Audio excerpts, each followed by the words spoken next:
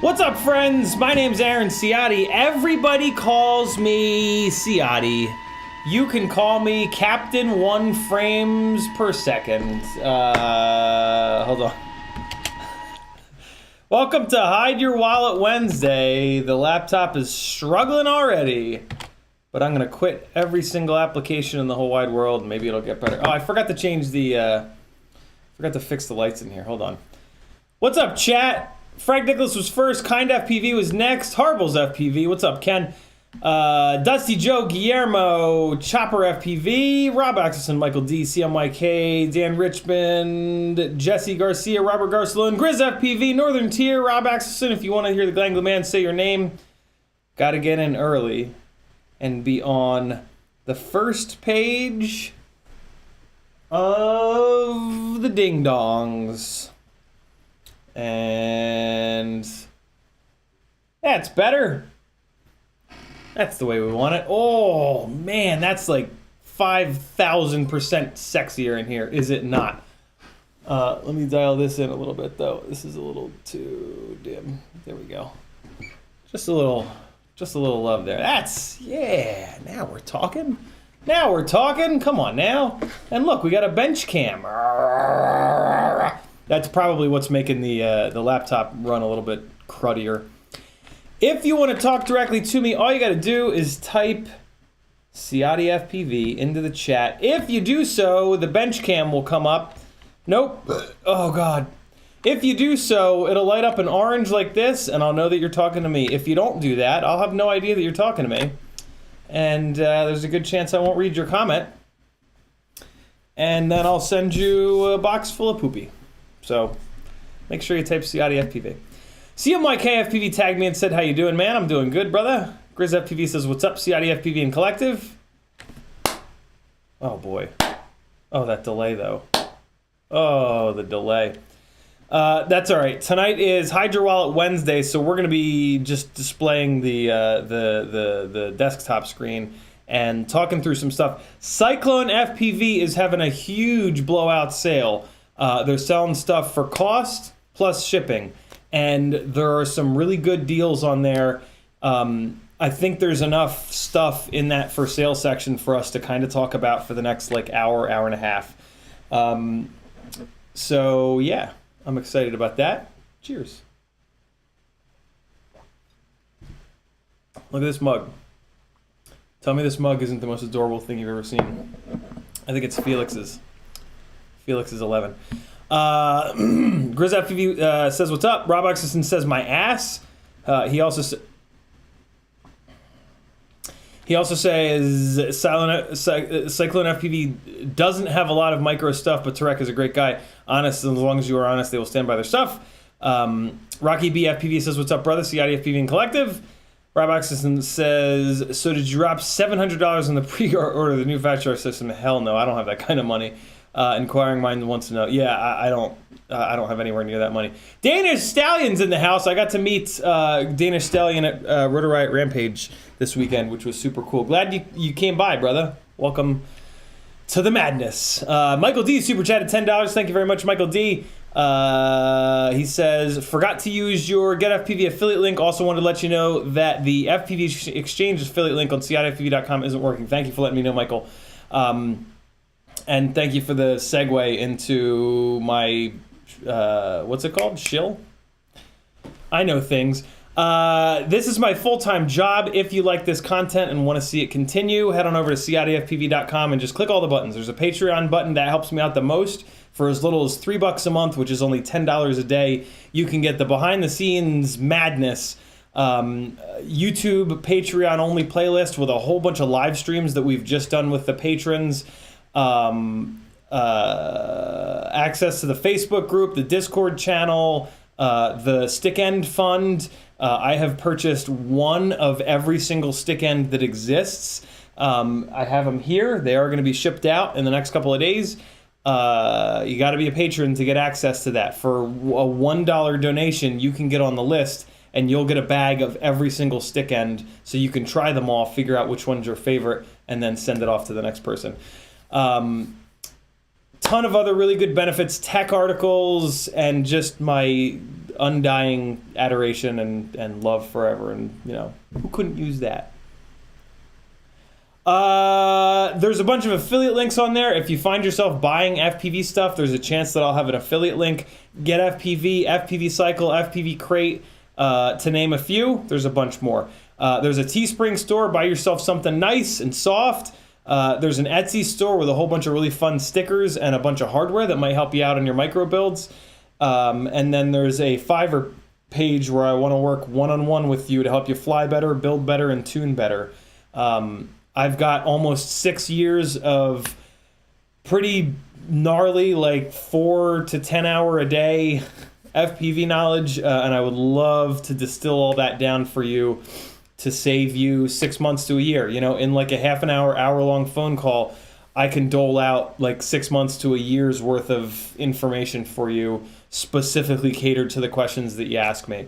So the folks that have worked with me one-on-one, have just absolutely loved it. Some of them work with me every single week because it's just that valuable to them. Some folks will just do a couple of sessions and then come back a couple months later. But yeah, it's a really good way to give yourself a huge head start in FPV because, my God, is there a lot to learn, eh? What else we got going on here? Harble's FPV with a $4.20 the wee number super chat. He says, for the struggle. Thank you, Ken. It is always a struggle around here. Rob Axelson says, okay, Captain, 1 frames, 1 second. Sorry, it's been a while. New job has me busy. No worries. Guillermo's in the house. What's up, Guillermo? He says, what's new? Too much to list. Rob Axelson says, that mug is full of unicorn farts. It is indeed. Kevin Nebus says, hey, mate, feeling better tonight? I am. I woke up feeling a little bit better. I ate tons of vitamin C packed cough drops yesterday, and I'm still not 100%, but I'm feeling way better than I was yesterday, so that's good. Or the day before, for that matter. Captain 1 frame per second. Who? I guess that's the. What's Captain 1 frame? Oh, did I say that at the beginning? I don't remember what I said. It appears to be the imposter. Hi, imposter. Slow Entropy says, looks like you had a blast at Rampage, mate. Hope you're well. I did. Rampage was a really good time. As always, it's a great event. If there's any possible way for you to get there next year, if they do it next year, you really should. It's kind of like a once in a lifetime sort of thing. Michael D says this is a CiottiFPV dubbed live stream. Yeah, we're gonna go to the desktop. Actually, let's go to the desktop now because this is just silly. So we're gonna go monitor. Zoom mic. Yeah, let's keep it here. And I'm going to move some of this stuff over to the laptop screen so that I can still make sure that I'm not talking to no one, as I have a tendency to. All right, there we go. Nah, just a sinus infection, Guillermo. All right, cool. So let's. This is also a Q&A stream. So if you guys have FPV related or just whatever life related questions, feel free to drop them in the chat. Make sure that you tag me though. Make sure you type CiottiFPV. Rob Axelson says I'll go to Rampage next year as long as Fatshark doesn't do a new product release. So let me actually talk about that for a second.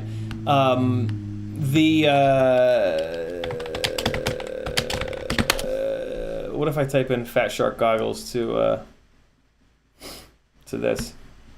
What is this? This is the Google machine. So Fatshark Dominator HD, whatever the hell they're calling it. I went on a big old rant Monday night about it. So while I was in Rampage, all hell was breaking loose on the internet, and internet access is pretty awful there. So I didn't really get to see much of it.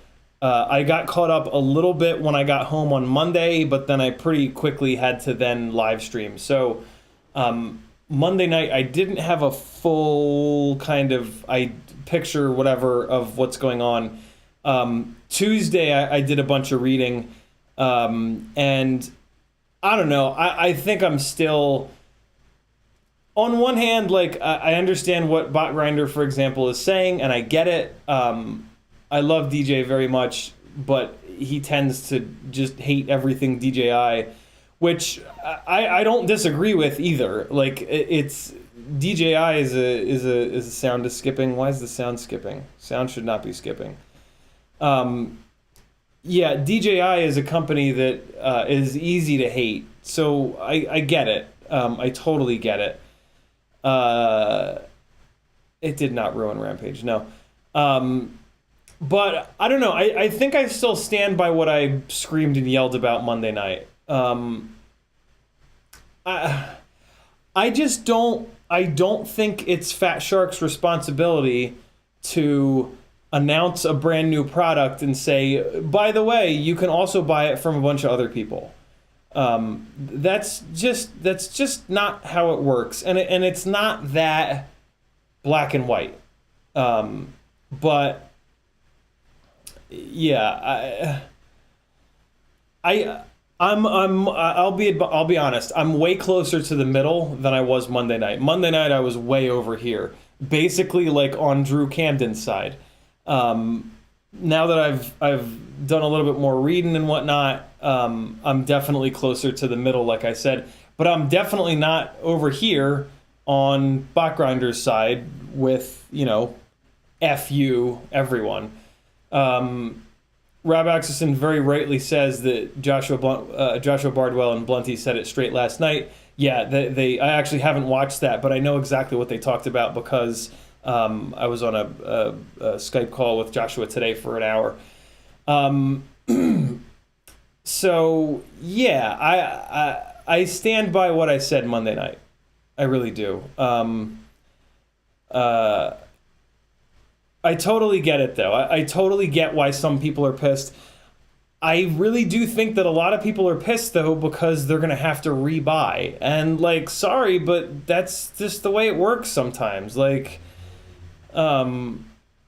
yeah, like not everything is going to be backwards compatible forever. Like, are we really not used to that yet? Like, the technology industry has been doing that shit to us for 20 plus years. So, yeah, I get it. I get why the people are pissed, and I understand it to some extent. But I don't know. I just don't see the point of I don't know.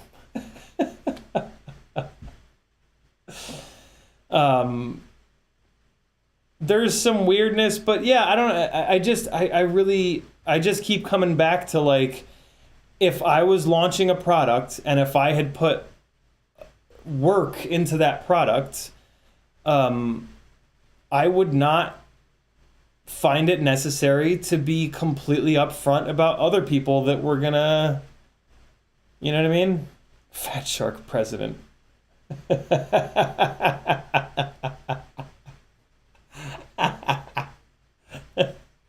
You guys are the best. Fatshark president's in the chat, hanging out. Jesus Christ. So yeah, I don't know. There's my take on it. I'm not gonna go all the way onto one side or the other and grab the pitchforks and torches. It's I see both sides of it. I totally see both sides of it, and it's probably going to be a great product, and I would much rather buy it from Fatshark than Caddx or Waka Flocka Flame or DJI. So the fact that we get to buy a set of Fatsharks that will probably work as good or better than the DJI or Waka Flocka or Caddx version, or whatever the hell the other company, Flywoo maybe. That's a win for me, right? Because Fatshark is a company that's been very good to us in the past, and their customer service is great. God knows if their customer service will work with these, but yeah, I'm happy to be able to support Fatshark over the other companies. You know what I'm saying? Does that make sense? Or I have to assume that a lot of you guys are kind of the same mind. If you're not, let me know in the chat. I'm interested. Rocky B says, what do you think about the 65 amp HGLRC ESC that's on sale? Any good? I do not trust HGLRC stuff. I definitely don't trust their ESCs. So I would stay away from it. Just because that brand has a really terrible track record. I mean, in theory, 65 amps is like way more than any of us are ever going to pull. So in theory, it might be fine, but I have a funny feeling that HGLRC figured out some way to screw it up. So yeah, I would stay away from it. But I will say this, there is an HGLRC flight controller in there that's on sale, and I have had a good experience with that, and I would not hesitate to, I actually almost bought one. I would not hesitate to snag that. Slow Entropy says, maybe one day when kids are grown up, Australia to America is not a small trip. Yeah, it's hard. 6S1 says, did Fatshark ruin Rampage? Absolutely not. License to Drive says, hey, have you seen Joshua's Instagram post saying that DJI V2 goggles are ending, but no time frame, so useless info? Not useless info. Yeah, I mean, of course they're ending because they're coming out with a new product. I think that's a really good post because that tells you that if you were about to buy their V2 goggles, you probably shouldn't. Because they're going to get slashed onto sale. So, yeah, I think it's actually really good info. Kevin Nebus says, no skipping here. Thank you, brother. B-Man says, what's good, guys? Rob Axelson says, JB and Blunty said it straight last night. Frank Nicholas says, if you haven't watched, watch it. YouTube just did the thing. Rob Axelson says, Blunty on a rant was awesome. I can't wait. I am definitely looking forward to watching that. Rob Axelson says, sorry, didn't mean to derail the chat. How was Micro Madness? Micro Mayhem was awesome. Many 5-inch rigs were flown. There should be some really nuts footage this year of Micro Mayhem, which will hopefully make it a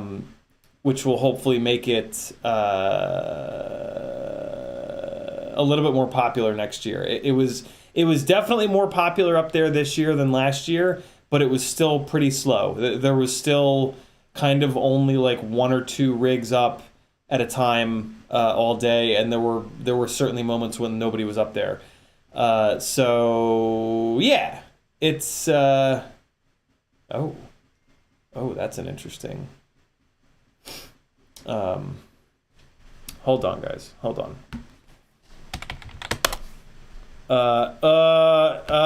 No. Wait, well, I can just pull it out. Hold on. I gotta check something real quick.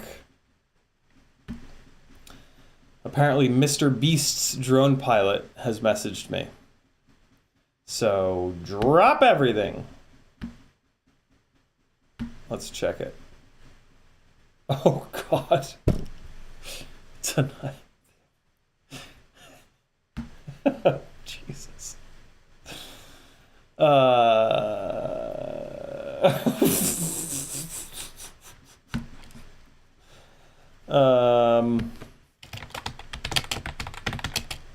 Well, here's my reply.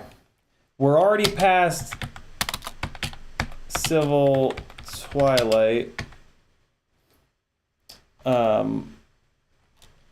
which the FAA doesn't allow us to fly in. So unless it's inside, I'll just say, is it inside? Indoors.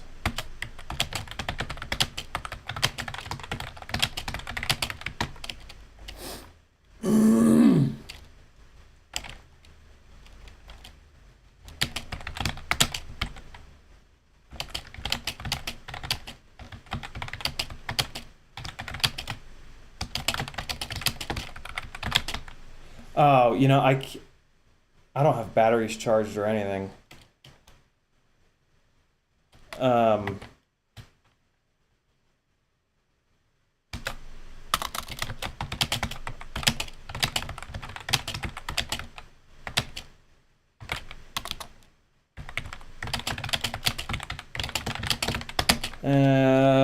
Also, I'm 45 minutes from my house and I don't have any batteries charged, so it'll be at least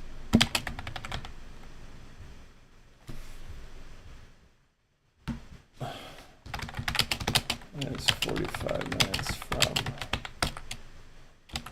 Atlanta. It'll be at least 2.5 hours. I could get downtown ready to go. All right. Sorry about that, fellas. So, yeah, that's all I have to say about that, I guess.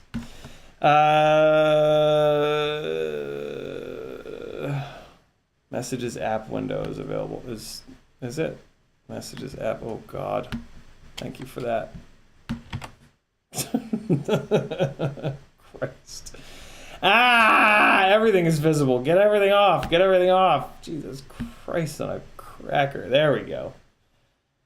All right. Flying a Rob Atkinson says flying a 5-inch rig indoors sounds challenging. Yeah, it's all but impossible. But that doesn't necessarily mean that you shouldn't try. Yes, it does. You should not try it. It's terrible. Let me get caught up here, and then I will dive on in. Fucking 8:30, I get messaged. Like, I'm sick of the whole like, hey, are you available tomorrow thing? This is like next level. I'm out because nowhere close to I'm booked out.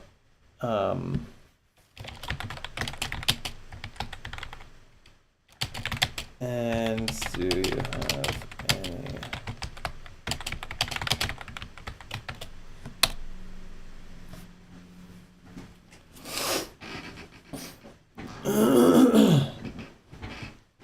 All right, well, we'll see. I don't know, it's gonna take a hell of a lot of money for me to just stop this live stream and bail on all you guys. Oh, look, Red Cat President is in the chat too. Jesus Christ. Well, that's my day rate. I love you guys and all, but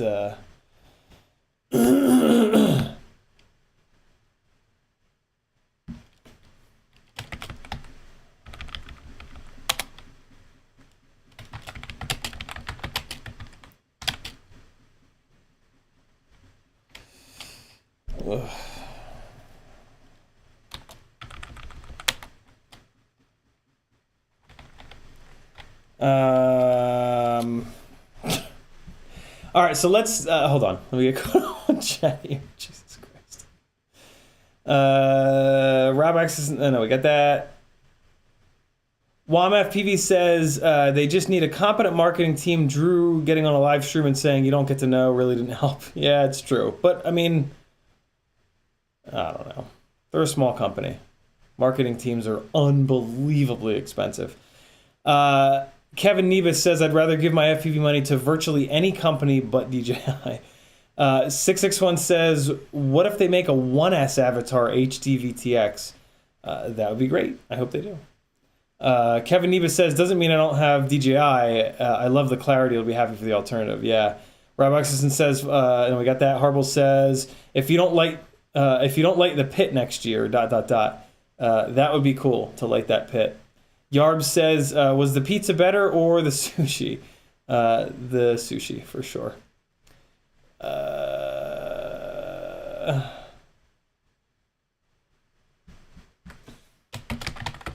Oh, cool. Mr. Beast's drone pilot wants to work with me. That's pretty slick.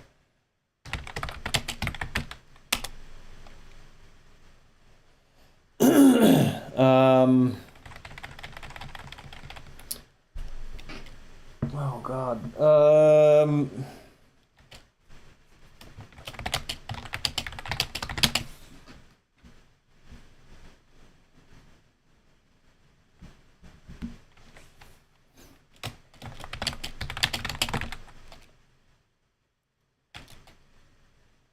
Yeah, this is with it would be with Little Baby again, and that will be a music video that explodes, and if there is sketchy flying in it, there's a chance that it'll really go bad. So I'm gonna have to turn that one down. That's rough. But realistically, I wouldn't be able to get there until 10:30 or 11 o'clock, and at that point, the GoPros ain't even gonna work. So yeah, this there are multiple reasons to turn this one down, even though I really do need the money. It's, you know, little bit of sketchiness, like well-lit spot for a small gig that's not gonna get, you know, seen by many people, you know, maybe worth the risk. but there's every reason for this to. There are too many reasons for this to go south. You guys know what I mean? Yeah. It's hard sometimes, man. This is one of the things that everybody that shoots professional gigs kind of talks about together. Because it's a gray area, right? Because like the FAA rule set is very weird. You know, it's like, well, if you're inside, you can fly over people. Timing doesn't matter. But like, what's inside? You know, like is a stadium with a roof inside? I don't know. It's interesting. It's really interesting. So we all, a lot of times when we get these weird ones, like I was just talking to him, I was like, you know, would you do it, basically? He said no. So like we tend to do that. Like if one of us is unsure, you know, like I'll message Tommy a lot, or I'll message Cricket, and be like, yo, let me get your take on this, because those guys have done a lot more of these than me. So yeah, that's pretty cool. It's pretty cool that we're sticking together, and that's also, you know, that's the group of us. So there's a few others, but we're all together as one on this whole, like, hey, let's not have a race to the bottom. Like, let's keep our day rates and our hourly rates high, because we're very specialized, very talented people, and we're taking a lot of risk on. So yeah, that's it's nice that we're all kind of working together. One of the things that we're all afraid of is that with, you know, bind and fly sit and whoops getting better and more people getting better, that might not last for long, and that would suck. But we're holding the line as best we can. I've already seen it happen. I've already gotten sniped on gigs from like very inexperienced people charging no money, and you know, that's the shit that's gonna get somebody hurt, and that's the shit that's gonna get FPV on the news, and that's the shit that's gonna get it all shut down. So yeah, easy for me to say, right? But I don't know. Charge what you're worth, fellas. Don't charge, you know, what they want to pay you. Charge what you're worth. And FPV pilots are worth a lot, because we're very, very rare, and we're taking on a lot of risk. You know, we're the one that's going to get the call from the FAA, not the producer, telling us to fly 6 inches from somebody's face in the dark.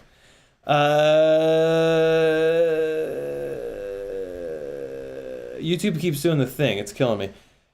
Michael D says, how about we start referring to the Fatshark Dominators as the Fat Snails? I'm down with that. Mutterskin says, charge them in the car, 10C charge, I see no flaws. Rob Oxison says, that's it, Fat Snails, done.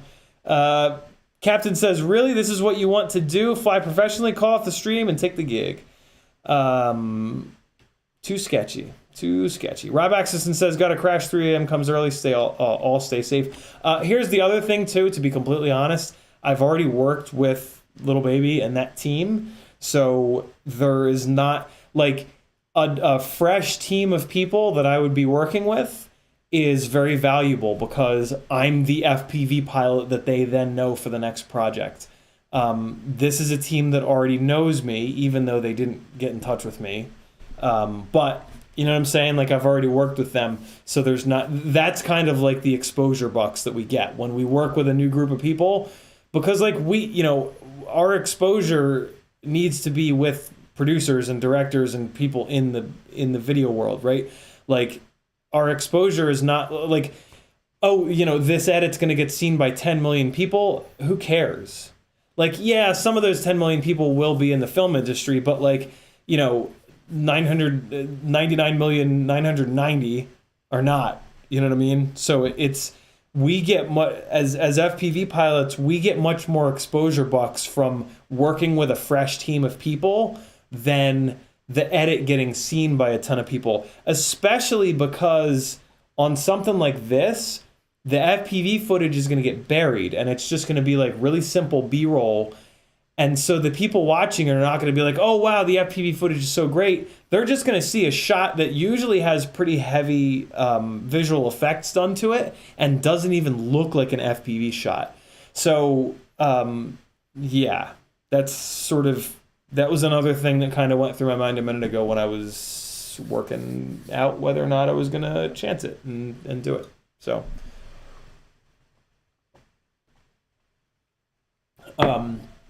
but as you guys all know, I would never do anything that's outside of the FAA's guidelines. That's just not cool. I would never do that, and you guys should not either. Although we are in the middle of a stream, so it's probably fine. Nobody's going to watch for 40 minutes. YouTube just did the thing again. Rob Axelson's going to sleep. 3 a.m. comes early. Hold on, guys. Hold on. My my text messages are now absolutely blowing up. Wow, that delay, though, is just brutal. All right, hold on. All right, that's fine. Came up on the other screen. I want monitor zoom. Yeah, there we go.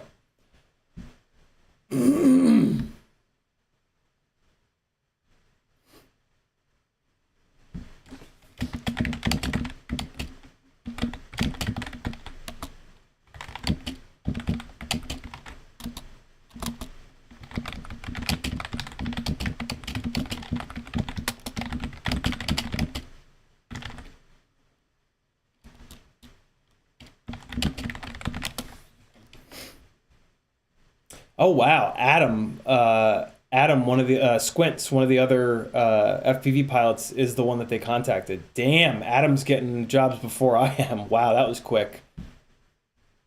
Huh. That makes sense. That would make sense as to why it's been so slow for me. All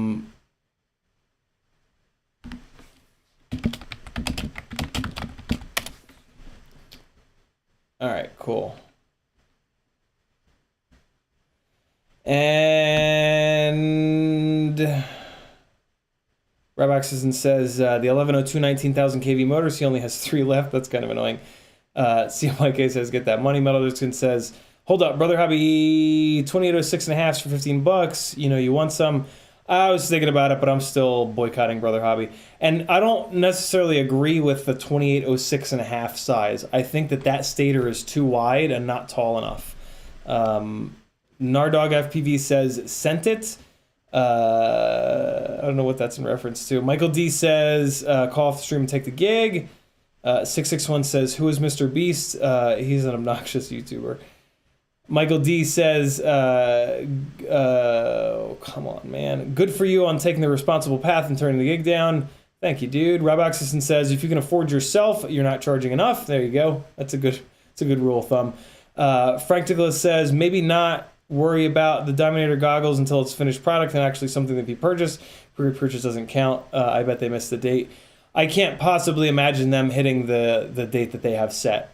They only 3 VTXs exist, and we broke one of them, and it was hand soldered. So, yeah.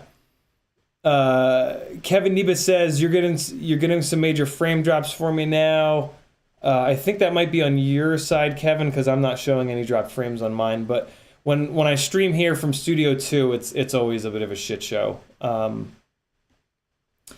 Michael D says, it's not just you. The YouTube chat keeps stopping on my end. Oh, that's annoying. There's nothing I can really do about it. That sounds more like a YouTube problem than anything. But who knows? All right, good. I'm caught up on the chat. Let's go through some of CycloneFPV's mega ultra crazy sale here that they're having. So this is basically they're selling all this stuff at cost, and then of course you're going to pay some shipping. So our Charlance is a company that their stuff looks pretty much identical to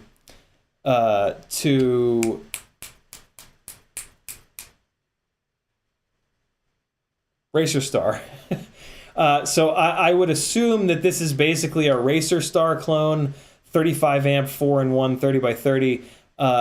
If it is, that was actually a pretty solid ESC for me. I kind of pounded the shit out of it, and it did not seem to really mind it. It held up really well. Yeah, this looks just like it with the pads, with the holes in them. So yeah, for 15 bucks, this is probably well worth 15 bucks to throw together like a basher quad and just smash the shit out of it. I would maybe snag two of them, two 30x30 ESCs for 30 bucks. That's a pretty good deal for putting together a rig that you don't care about. So that's pretty slick there. The Brother Hobby 2806.5 we just talked about. I think that stator is a little bit too wide. Look, so there's 5 kV options available. $14.99 is a great price. This is a titanium shaft motor.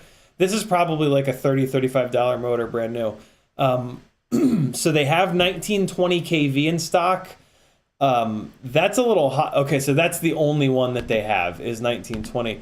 Let's put 10 of these in the cart and see how many it lets us actually put in the cart. Because there could just be like one available. Okay, so there's only one available. So, all right, that's pretty much worthless. Unless you already have them, then that's great. Snag yourself an extra one. Yeah, they only have one in stock, so that's totally useless. Come on. Come on, you got this. Come on, Internet. You can do it. You can do it. Acrodog has his wallet already.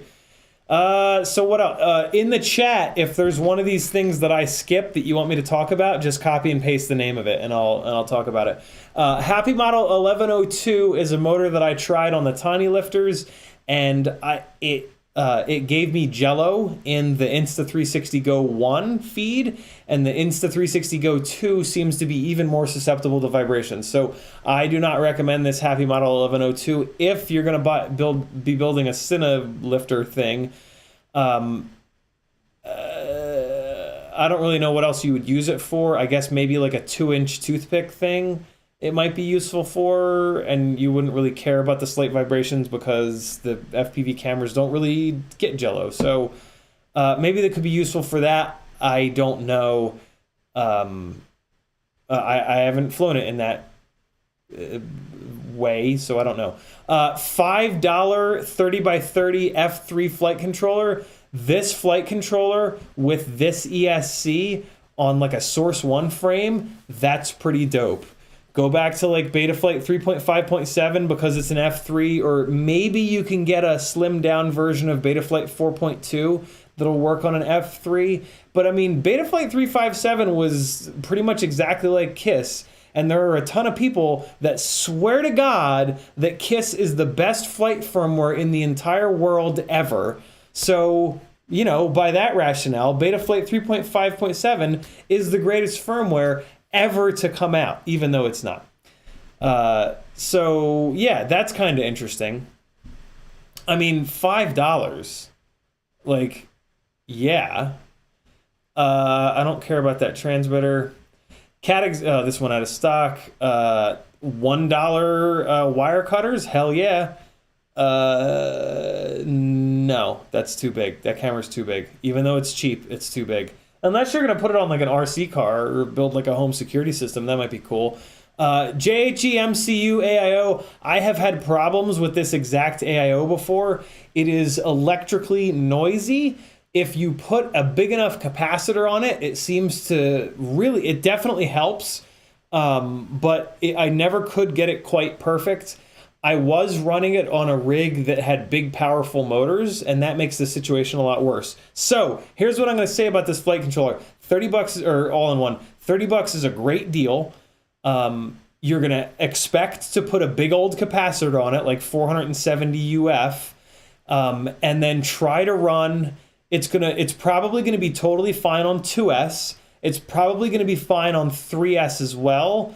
But on 4S is where you're going to potentially have problems, especially if you're 4S with powerful motors like 2004s or something like that. So, yeah, but 30 bucks is a hell of a deal. I bet you it's got an MPU 6000, so it's got a good gyro, 35 amp, F4.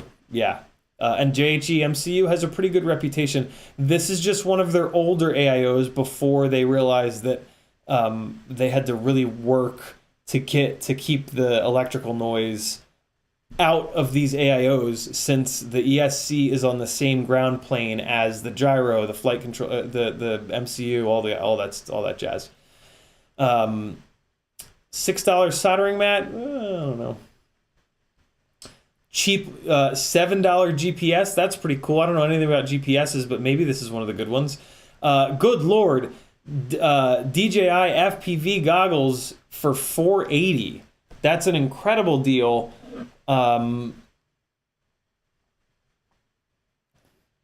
Yes, it is kind of crazy to buy. I mean, here's the thing. There are going to be a lot of DJI V2 goggles for sale starting now, right? Because people are putting in pre-orders for V3. So yeah, I wouldn't be surprised if you could get a used set for around this much, or maybe even a little bit less. But then they're used and they're banged up, and this is a fresh, brand new set. So yeah, I don't know.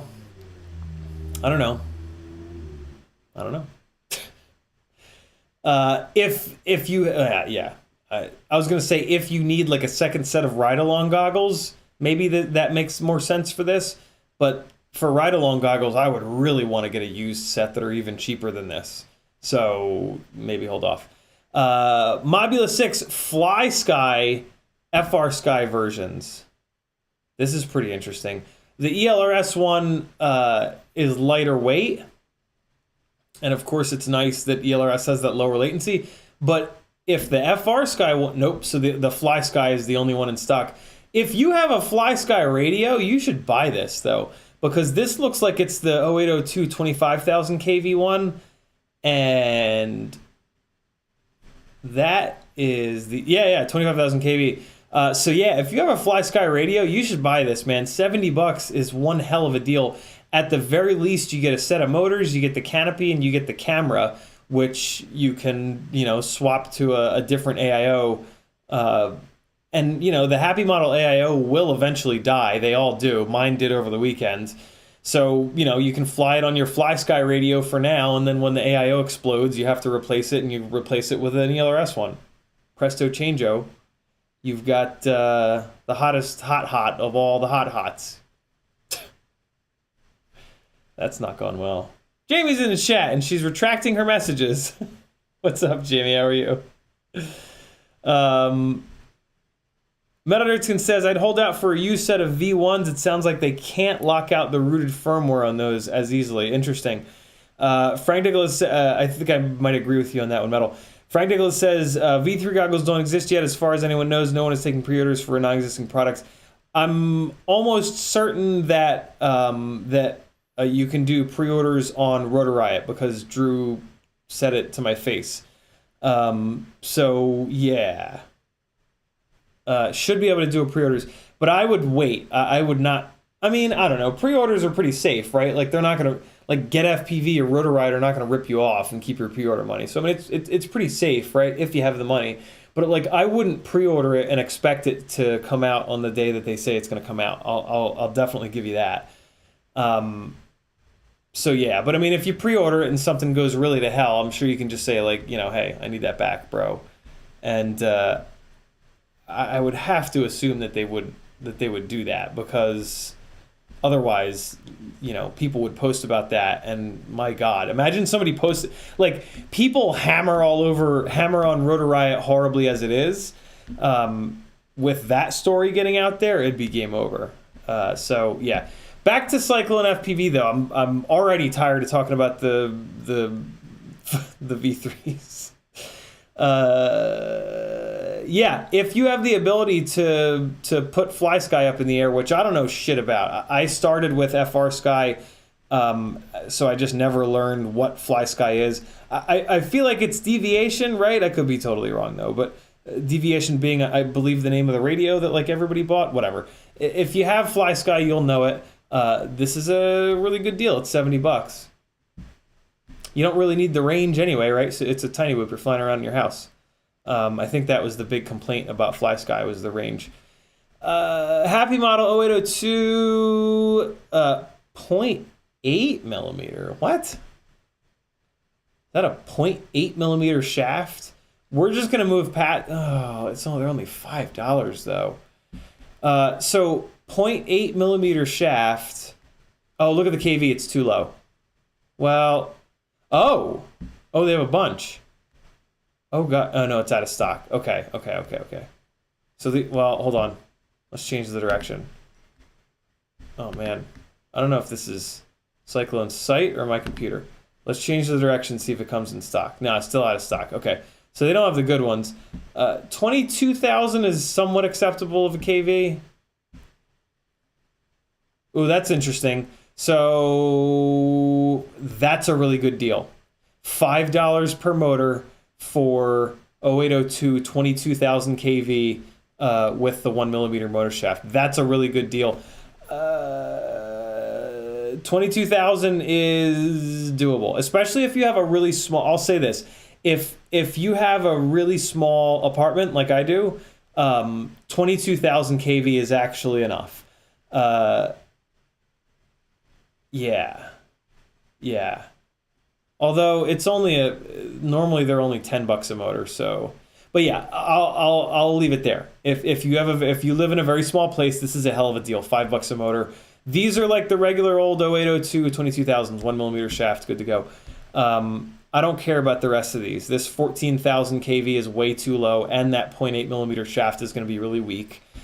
I guess maybe if you were building like a 2S tiny whoop that was meant for like long range or something where there's no chance of you ever crashing, this might work, but yeah. And then the rest of these are too low of a KV. I guess again, if you're doing a 2S whoop, 16,000 kV might work. Looks like they're in stock. Yeah, the One Direction is in stock. So yeah, if you're doing a 2S build, which I don't really recommend, this 16,000 kV, you're still gonna have to motor limit it down. But like with this 19,000 kV, you would have to motor limit this down to like 50%, and that's a little too far. You don't want to motor limit, if you can help it, you don't want to motor limit down past like 65, 60%. I try not to go down beyond 70%, because there's issues with it cutting into the sensitivity of the throttle. So yeah.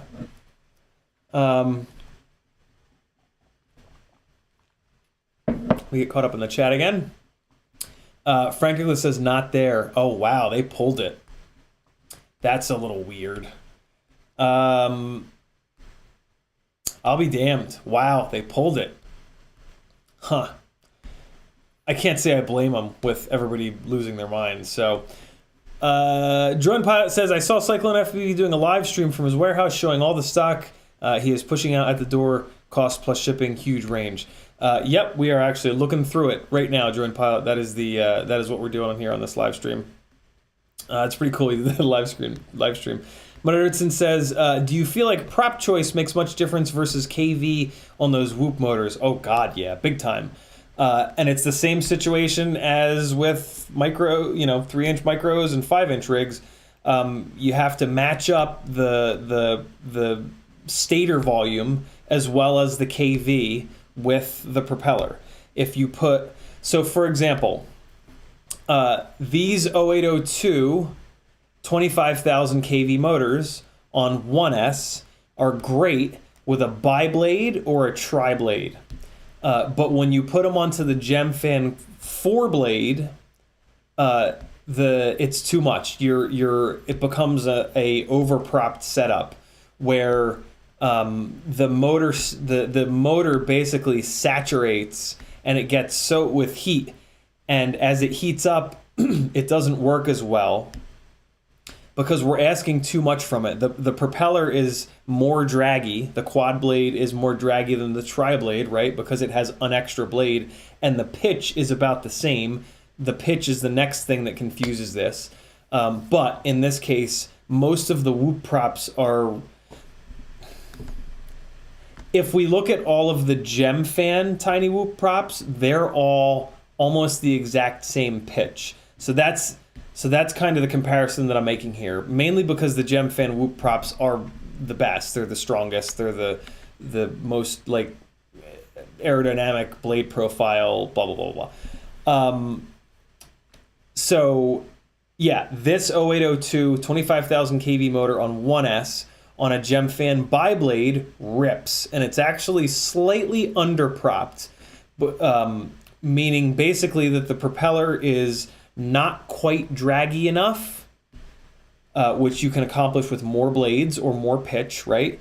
Or the propeller is not heavy enough. And so you're not taking advantage of the amount of stator. So it is underpropped. The motor can handle more prop, all right?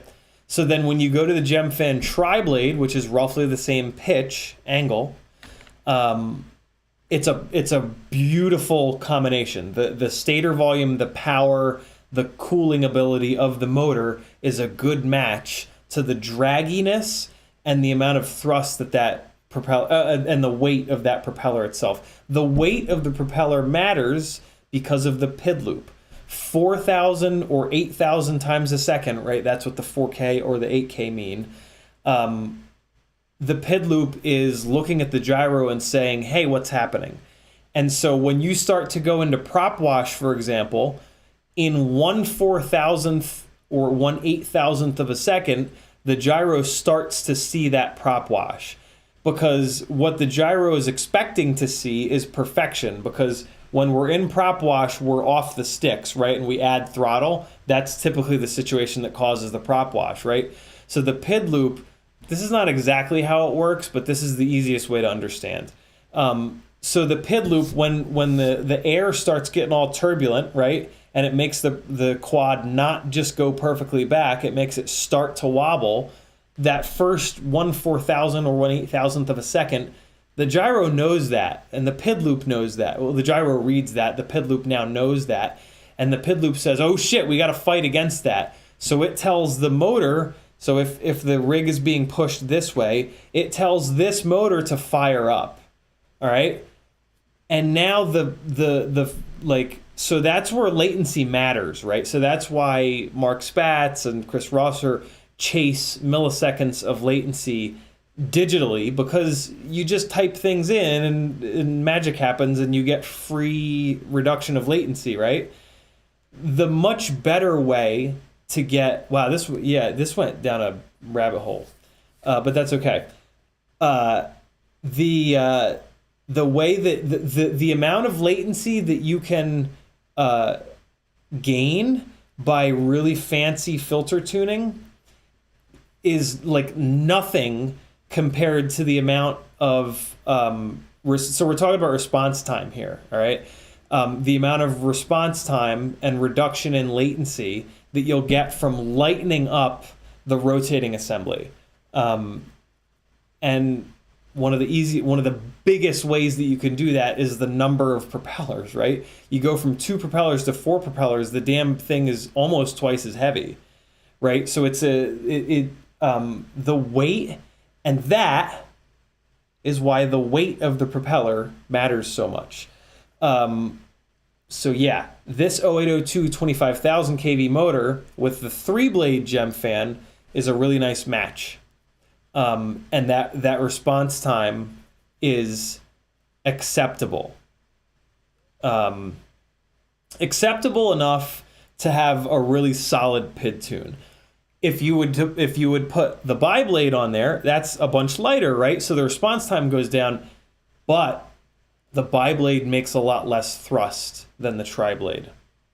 So the fact that it makes less thrust, so yes, that motor is going to react earlier, but it's not going to have as much power to fight against the prop wash that's happening. So there's a balance there, and tiny whoops are the epitome of not having enough power. The biggest of all the with every different sized rig, there's a list of like things they do well, things they do poorly. With tiny whoops, at the top of the list of things that they do poorly with, that really improve flight characteristics, all around flight characteristics, prop wash handling, just moving it around, how it cruises, the efficiency, blah, blah, blah, is, what were we talking about again? Is power, is the thrust to weight ratio. So by improving the thrust to weight ratio, it actually handles prop wash better. So yeah, there's a hell of a long description that someone out there just got a whole bunch from. I know a lot of you guys are here all the time, so I hope that most of you weren't just completely asleep at that, but maybe you picked something up from it.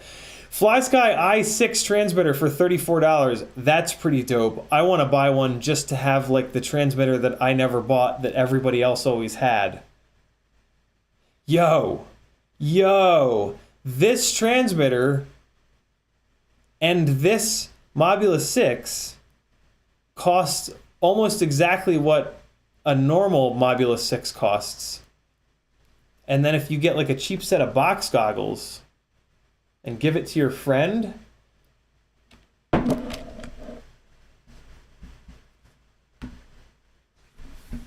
you can ruin their life too.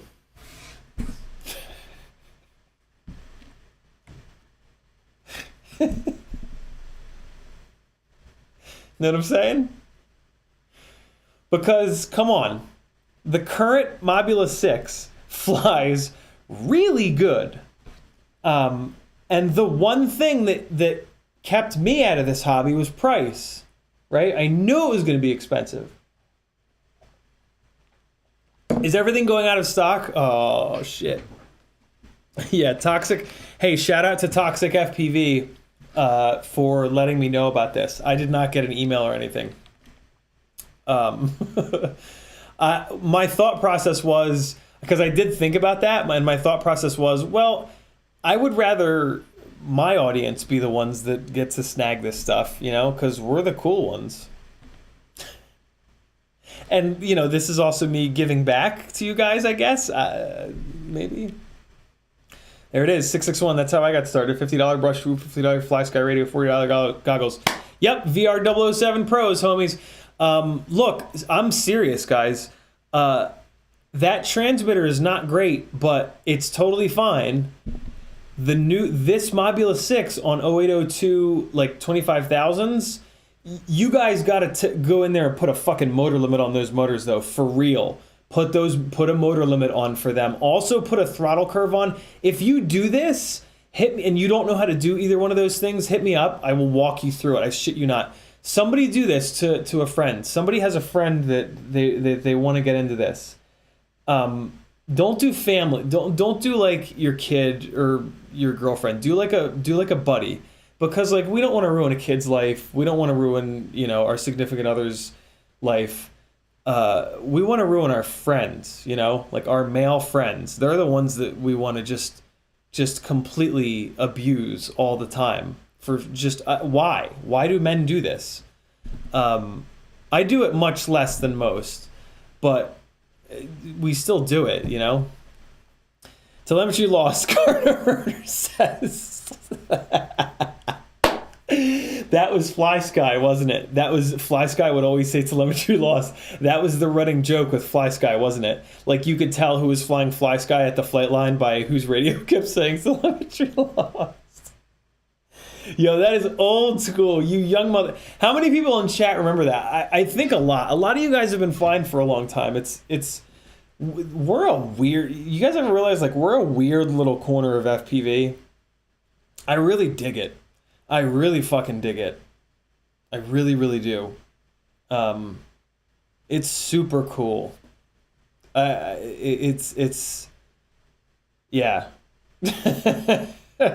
But Edwardson says, all that stuff you said is what made me finally go down the black box tuning rabbit hole. Yeah, it is. From an engineering standpoint, I am fascinated by the relationship of stator volume to rotating assembly weight, to the pitch of the prop, to how many blades, to the diameter of the prop, to the shape of the airfoil, to ducts versus, you know, ducted versus non-ducted, to KV, right? Because the RPM that you're spinning makes a difference. Oh, the one thing I forgot to mention on those motors in the discussion of KV, we were talking about those mega KV 0802 25,000s. So there's also like a 20,000 kV. The 0802 20,000 kV would actually do a better job with that quad blade because it's not trying to spin it to such a high RPM. As the motor ramps up the RPM, if the motor has too much propeller on it for the stator volume of the motor, it will heat up to a point where it loses efficiency and it doesn't have the extra oomph to continue spinning that draggy ass propeller up. But a lower KV motor will sometimes stop before that point where it gets too hot. And that will become a good motor and prop combo. So that's just a little bit more detail on the relationship between the KV of the motor and the dragginess of the propeller. That is what we can use to describe both how pitchy, the shape of the airfoil, and the diameter, of course, and the number of blades, right?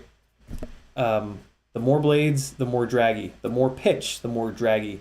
The less aerodynamic of an airfoil shape, the more draggy. And I forget what the fourth one was. There you go. Now I can breathe. Happy Model Mobula 7 V2 Free Sky Fly Sky versions. In my opinion, skip it. I don't like the Mobula 7s unless for some reason you want to fly a tiny whoop outside. I don't know why you would want to. Toothpicks are plenty safe and they fly way better. But for some reason, if you're dying to fly a... this is just my opinion. There are people that prefer the 75mm tiny whoops. I just don't get it. But... yeah, if that's you, need to fly a ducted rig outside, Mobula 7 is a great platform. This is the V2. No, you know what? No. $80 is not a good enough deal. No. $80 is not cheap enough. No, not worth it. Not worth it. And it's out of stock anyway. Great. I should refresh this page. Because... I would love for it to refresh scrolled down like this, but I don't think it will.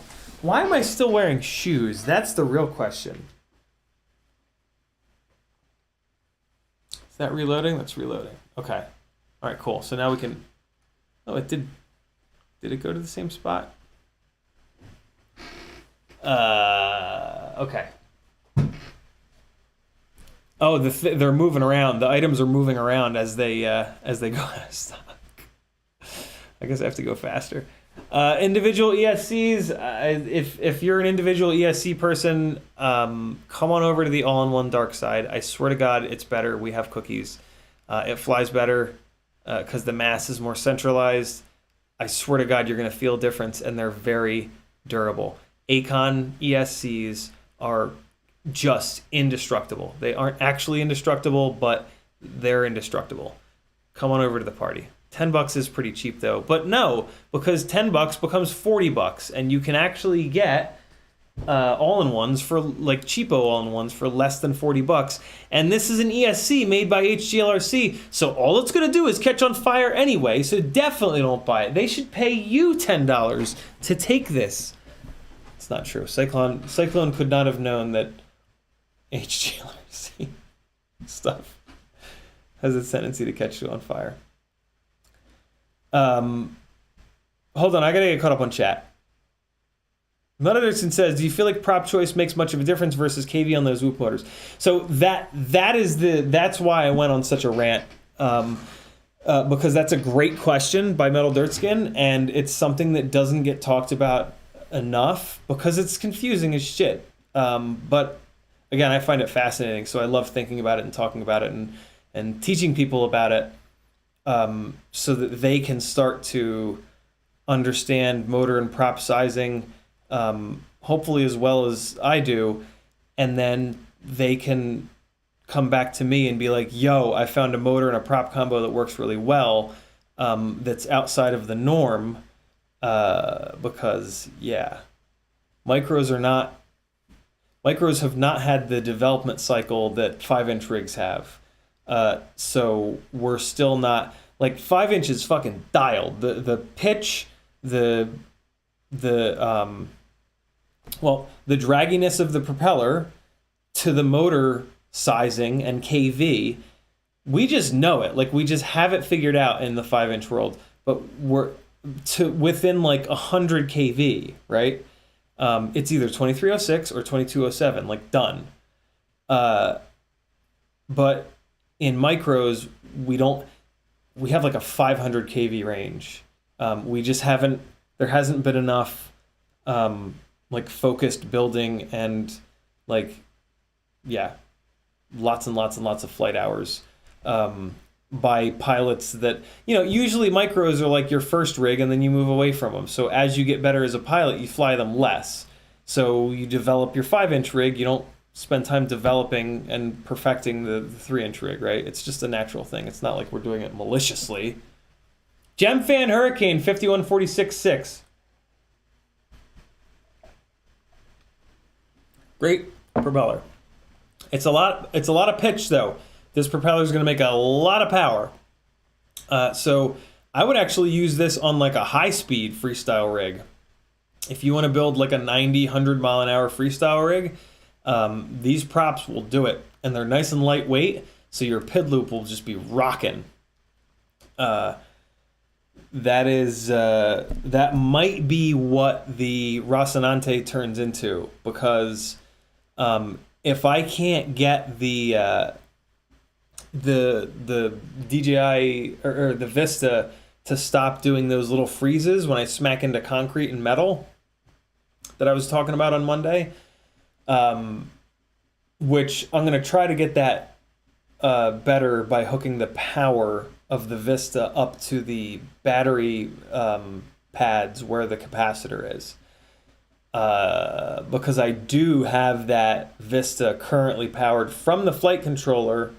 I'm 99% sure, because the flight controller had a specific DJI plug on it with a separate 9-volt regulator. And I was like, oh, here's a nice clean installation. I can just find the right connector and just solder one side of the plug, right, the wire side, to the Vista, and then just have a plug. And then if I need to take the rig apart, it's a little bit easier because I got the plug, instead of hard soldering it. And when you take, right? So maybe that's the problem. I don't think so. Because I've just heard too many people talk about it. And I don't think I stressed enough on Monday. It's not like they don't black out. Like, it's not like a huge thing. It's just like it's like a quarter of a second or like an eighth of a second, or I don't know, maybe even like a 16th of a second. It's a very slight little freeze, but it like kind of almost disorients you a little bit. And then for me, it makes me unable to recover. And I just, like, with my analog rigs, I bang into shit all the time, and then I catch it and I keep going. Or I fly it home and I straighten out the bent prop and it's good to go. Like, that's just what's always happened. Like, that's been happening for thousands and thousands and thousands of freestyle batteries in a row, flying analog. And now with DJI, every single battery I fly, there's a moment where I hit something hard enough. And, like, I have to hit something hard. Like, this isn't hitting Scraggle. This isn't, like, scraping the ground. Like I'm banging into stuff, right? I'm asking a lot of it. And maybe I'm asking too much of it, but it's just such a bad thing for me to then crash. Like, just, yeah, especially when you're flying kind of sketchy spots and, like, especially unrecoverable spots. Like, you have to be able to recover, because it could be gone. And that's a huge loss. All that footage and a few $100, right? No, more than that, because you'll have a GoPro on it, right? $500, $600, $700. So yeah, hopefully that's going to help it. Why were we talking about that? Jesus. Hold on, I gotta get caught up on chat the rest of the way. The main point of this stream was to get you guys onto this page. If you have any questions about specific items, because I don't think we're gonna get through everything, tag me in chat and tell me the name of the item. If you're like on the fence about buying it and you want to hear me, talk about it, I'm still gonna go through it. But you guys are asking, as usual. Chat is saying things that warrant good discussions. Alec Dvornik is here. What's up, brother? Good to have you. Come on. All right, hope I didn't miss much. Got it. Garter Rotor says telemetry lost a little. Journey Droid says ruin all the lives. Do you guys like that one? I mean, like, can't tell me it ain't true. 661 says that's how I got. Oh, we got that. Blah blah blah blah. 661 says no. FlySky doesn't say telemetry lost. It's not OpenTX. Oh, what's the? I guess the telemetry lost. Oh, that was a Crossfire joke for a while. There was a while that Crossfire said telemetry lost all the time, so you could tell who was flying Crossfire at the flight line. That's what it was. Carby Cage in the house, big and little, hopefully. Little, go to bed. It's too late for you. And I curse too much, man. Can't have that. Even though I know your dad's cool with it. Frank Nicholas says, default sort orders by popularity need to change the price A to Z. Every page will move around. Oh, that's interesting. It's moving because it's popular. Because of popularity. That's funny. I mean, we already started it. We'll just keep going. We're not going to get through all of it anyway. Abraham says, with AO ESCs getting up above 100 bucks, not going to lie, I wouldn't be surprised if individual ESCs make a comeback. Well, I mean, I would assume, though, that individual ESCs are going up in price too, right? I mean, it's there's nothing on the AIO that's not on the individuals. 661 says Cyclone doesn't take PayPal. WTF. I find that hard to believe, because if they didn't take I know I've ordered from them before, and if they didn't take PayPal, I would probably go, ugh, they don't take PayPal. Well, I can't possibly be bothered to walk over there and grab my credit card and type the number in. And let's be honest, it feels a little dirty to do that. It feels like you're going to get just ripped off if you type your credit card number into a website. Although I bet you PayPal is less secure because your password is, I don't know.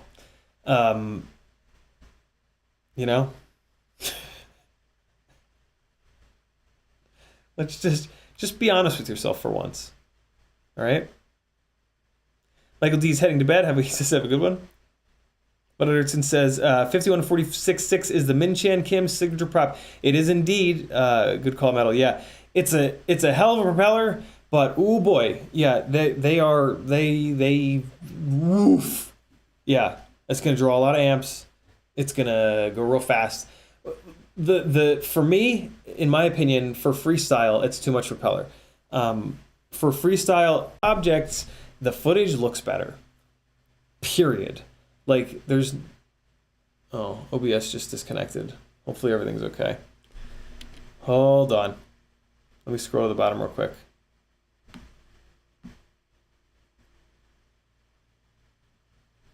Hold on.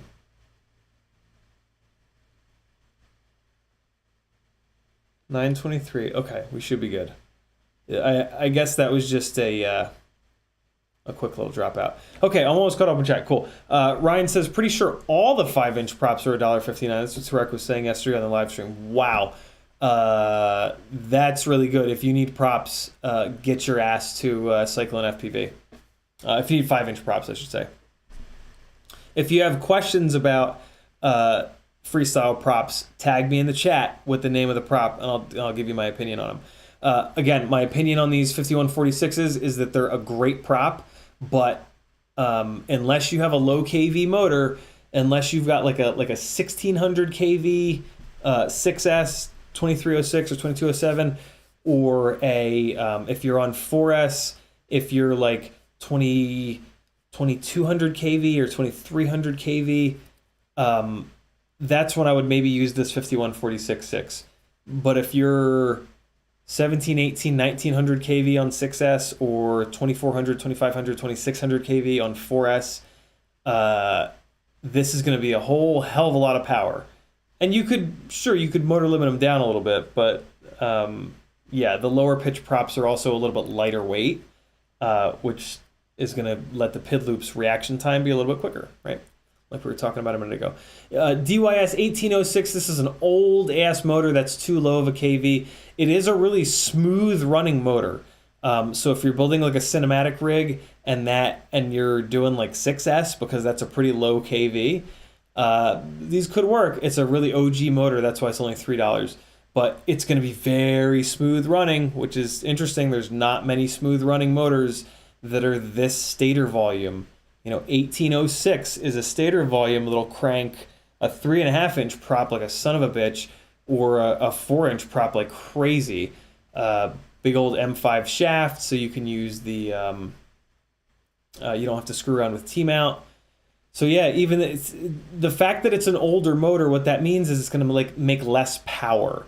So this 1806 probably makes the equivalent amount of power of the Xnova 1804, because the Xnova 1804 is a much newer motor, stronger magnets, tighter air gap, better windings, all the good, thinner laminations, stuff like that. So with these motors, they're going to be a little heavier because 1806 is a much bigger stator. Got it? $3 a motor is pretty wild, though. I kind of want to snag a set of those. But I don't like running 6S on the microelectronics. It's really hard on the electronics. Wow, these would kind of be a good Cinewhoop motor. These would be a great Cinesplorer motor. Yo, who's gonna build a budget Cinesplorer?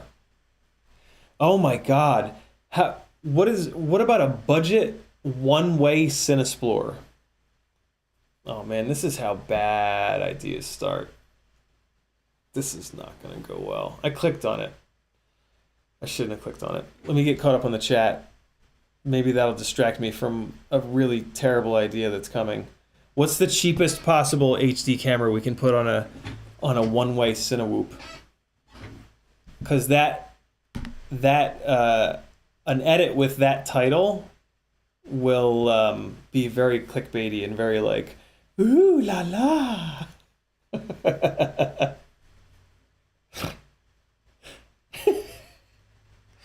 Oh boy. Oh, you know what you could, yeah. Oh, you know what these would be really good on? A 3.5-inch Cinewhoop. This would be a great 3.5-inch Cinewhoop motor. You could put the 5-blade 3.5-inch prop, the Gem Fan. That would pair very well with this motor. And again, it runs really smooth. But what's the cheapest but good enough HD cam? Oh, although wait, no. A one-way Cinewhoop is not an HD cam because you don't get the HD cam back. One-way whoops are DVR, so it's got to be a Vista. Oh, well, this is a way of getting rid of. This is how you get rid of your when you go to V3 DJI. This is how you get rid of your V2 DJI stuff. Okay, so, oh man, I mean, you guys sent me the majority of my DJI stuff, so between T-Bird and McConnell Studios, if the two of them tell me that I need to do this, then I have to do it, and I will do it. One-way Cinewhoop. It's a Cinesplorer frame.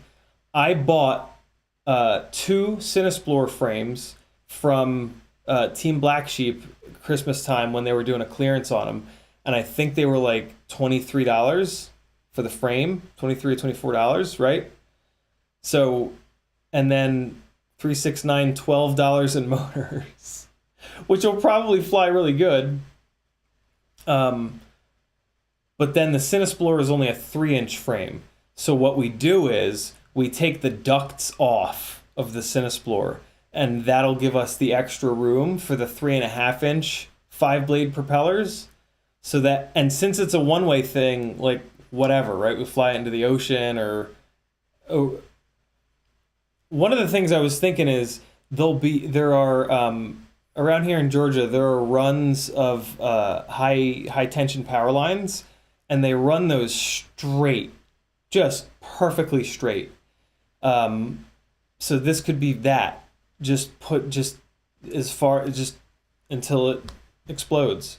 Well, I guess it'll go 13. Well, so in theory, it'll go 13 miles, right? And then DJI will, I don't know, what does it do? Does it magically make the quad turn around and fly home? Or does it just shut off? Oh, I guess it just shuts off, right? Because of the sync pulse banana pants. Is that too boring? No, that's too boring. We have to do it out of the ocean, but then we're putting a lipo into the ocean. That's not cool. Do we put it down a smokestack? Like, what's the one-way whoop works because it's a tiny whoop, it can't hurt anybody. But we're talking about a 300-gram rig here. So there has to be no chance of it hitting anyone. But I also don't want to like pollute the environment. Yeah, I guess it doesn't work. Yeah, unless it's like an elevator shaft, right? Or like a smokestack where it just goes into some unrecoverable place and that's that. But then you just lose video when you start, right? Like a cave, you lose video, and then it's like, well, what's the Group think that shit for me, collective. Because come on, $3 a motor, how can we not? Help me spend $12 in motors, chat. Frank Nicholas says no PayPal, just place 2 orders. Toxic FPV says they used to take PayPal, but they stopped because of how many people burned him with chargebacks. Oh, that's so shitty. Unless he was being shitty. I don't know. Carbon Cage says it's 9:30 a.m. Thursday here. They just got up. Nice.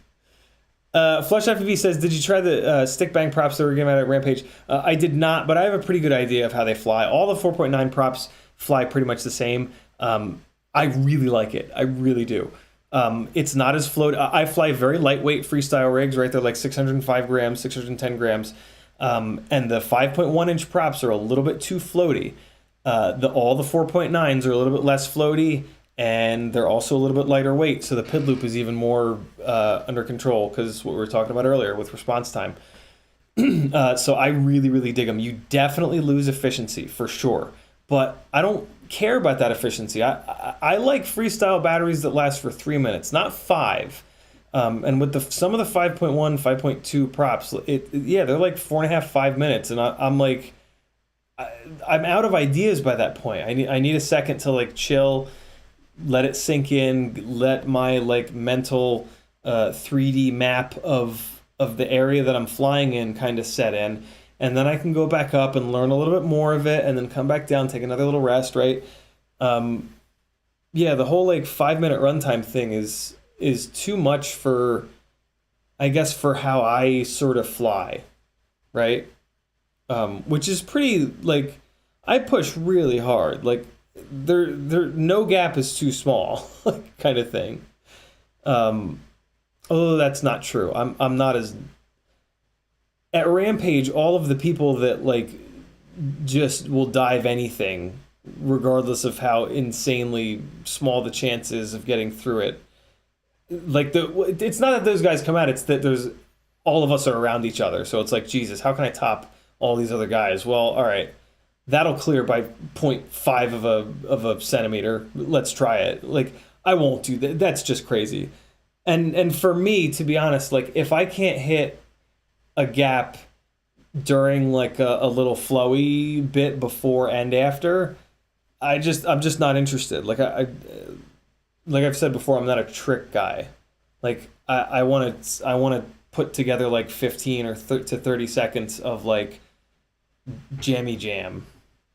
You know what I mean? At least I'm trying to.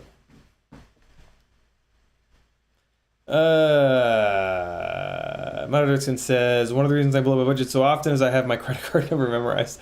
There was a point when I was making really good money in my 20s at one point, and I was ordering a lot of shit for the Mustang and the Miata. There was a point where I had my credit card number memorized. And I remember soon thereafter having the realization of like, ooh, that probably means I'm spending too much money. Like, I remember having that thought and being like, okay, let's keep this under control. Let's just take a step back and like reevaluate for a second. I don't know. Abraham says, expensive. Oh, yeah, that's true. But if an expensive individual ESC blows up, they're still cheaper than expensive AIO. Very, very true. Very, very, very, very true, Abraham. Absolutely. I totally forgot about that with the individuals. Yeah, that is an absolute fact. But I can't kill these Acon 35 amp. I'm running 35 amp ESCs on all of these freestyle rigs that have been through absolute hell and brimfire, and they just don't die. And I keep hearing that the T-motor stuff is exactly the same way, and I have shown on this stream before that an Acon and a T-motor flight controller are identical, other than the USB port being like 4 millimeters to different on one than the other. But it's like yes, Acon is making T-motor stuff. I can't possibly imagine, unless they just made that one flight controller for them. They didn't. Yeah, it is wild how durable the right 4-in-1s are. And in my experience and many others that are not sponsored by Hobbywing, Hobbywing is not as good. They sponsor a lot of big name pilots though, and they are better than all of the other ones, but they are not quite as good as Acon and T-motor in my and many other people's experience. That's important because a durable 5-inch rig is a beautiful thing, boys and girls. Not like being able to slam hard at Rampage and just worry about replacing props, arms, and motors is so much nicer than having to go to the build room, pull a top plate off, dig in with a soldering iron, swap out an entire swapping an ESC is a bastard, and like when you start really slamming in freestyle, that's what goes, and it sucks. So yeah, the T-motor stuff is a little bit more expensive, but it's worth it. And here's the other thing. They're not that much more expensive, and they last a lot longer, so you end up spending a lot less money. I remember there was a while where I was like, I don't know if I can afford to keep replacing ESCs, because they're expensive, and they were blowing up very frequently. And I specifically noticed when I went to Acon ESCs that my FPV budget opened up, and I had more money. So yeah, a good durable ESC is super important. Plus, the shitty ESCs will do stuff like dropping an arm a little bit when you really push hard on them. And that's shit that you will chase around in the tune, and you can't tune it out because it's I think it's like a FET starting to let go. But it happens way more often on the cheaper ESCs. So yeah, careful. I'm looking at you, HGLRC ESCs. Not just them though. I've had Speedixes do that. I haven't had a Mamba do it yet. I have had an iFlight do it, I think. HGLRC did it bad. Hey, these Brother Hobby Deadpool 2306s, these are great motors. This is a great motor right here. And $10, I'm 90% sure that this is a titanium motor shaft motor. The only problem with buying this motor is you might not be able to get exact replacements in the future, so buy all of these motherfuckers, however many they have, and then try to find them on another website and snag all those too. But this is a great motor. Like, this is as good as like a T-motor F40 Pro 2, And I was flying those motors at Rampage, and they held their own, and they're just a great, solid motors. There have not been significant improvements in 5-inch motors in like the last 2 years. The whole one-piece bell thing, it doesn't really matter all that much. The shaft bends before the bell explodes typically. And even a one-piece bell, if you're hitting the bell hard enough to separate it on these two-piecers, it's probably going to dent the one piece so bad that the magnet slams into the stator and it's shot anyway. So, yes, absolutely the one-piece bell design is better, especially because you don't have to worry about the magnet ring dropping, but the magnet rings typically don't drop. They only drop on like very specific motors when, I don't know, I think like the epoxy doesn't set or like, I don't know, but this is not one of the motors that had that issue. This is a great motor right here. It doesn't look as fancy as the new motors, but I don't know. It's got a cool look to it, I think. Thunder Power, $26, 5S. If you need a 5S battery, that's a good price. There's a good battery too. Thunder Power makes a good battery. $4 heat shrink set. That's yeah. I'm into that. Remy Tim says stream died, came back. Fargo 250 Heavy CL1 loves those 5146 props. Oh, great point. Yes, if you're flying a 700 plus gram freestyle build, those 5146 props are probably for you. They're more durable and they make more thrust. So yeah, really good point, brother. Toxic FPV says, is a 1404 4800 kV too much for a 4S 3.5-inch build? It's not too much, it's actually too little, Toxic. For a 3.5-inch build, you want an 1804 motor. That's the really hot size. A 1505 is like on the low side. 1505 will turn it, but it won't. It'll be like sort of at its limit. And 1804 is going to be just like right in its meat and potatoes. That 1404 4800 would be like if you were doing a long range build, for a long range 3.5-inch, because you'd have a lighter weight motor, which would give you a little bit more runtime. Butterson says, add that $9 GPS and then just fly till it returns to home and hope for the best. Oh, that's interesting. Metal. Is that still too sketchy, though? That is interesting. Gem Fan Hobbies in the house. What's up, Mike? Man, I'm getting really... The chat is like jumping all over the place for me. Denzel the Terrible has the right idea. One-way Cinewoop to a volcano. Oh, yeah. Yeah, but that dude that flew the volcano in with a GoPro, he got in that goddamn thing. Like, he was inside of it. There's no reason to, like, going any farther in, I think the whole view just becomes yellow, right? And then I guess you have a chase quad that films you slamming into the lava and a little poof of flame, hopefully, going up. But, oh man, that would be ultra clickbait, though. Because then the title is just quad flies directly into volcano and explodes. Right? But then I gotta fly me and another pilot to somewhere with a volcano. Right? But then, in theory, the video goes viral and creates enough. So should I apply to get a business loan? And this is what I tell them. Here's my idea.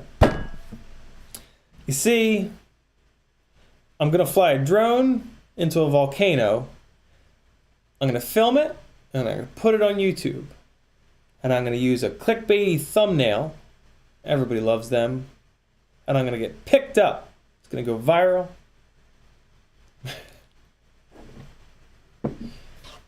Be able to pay you back in a month. Shit. If I were only going on a vacation to somewhere with a volcano, you know, and I could just, Maggie, I'll be back in like 6 hours. Be right back. Ricardo Ferrari says, for $10, I just bought a GoPro 3 Plus Silver. $10. Dude, that's amazing. 1080p, 60 frames a second. No way. 25 bits per second, 80G. Still brand new. Oh, that is such a good deal. Hey, chat, can we go on, can somebody go on eBay and see what those... Dude, so let's talk about this, right? GoPro 3, Ricardo, I need you to test this and get back to us, or upload a video of it, please. The sooner the better, because if that's... So, like, for example, right, my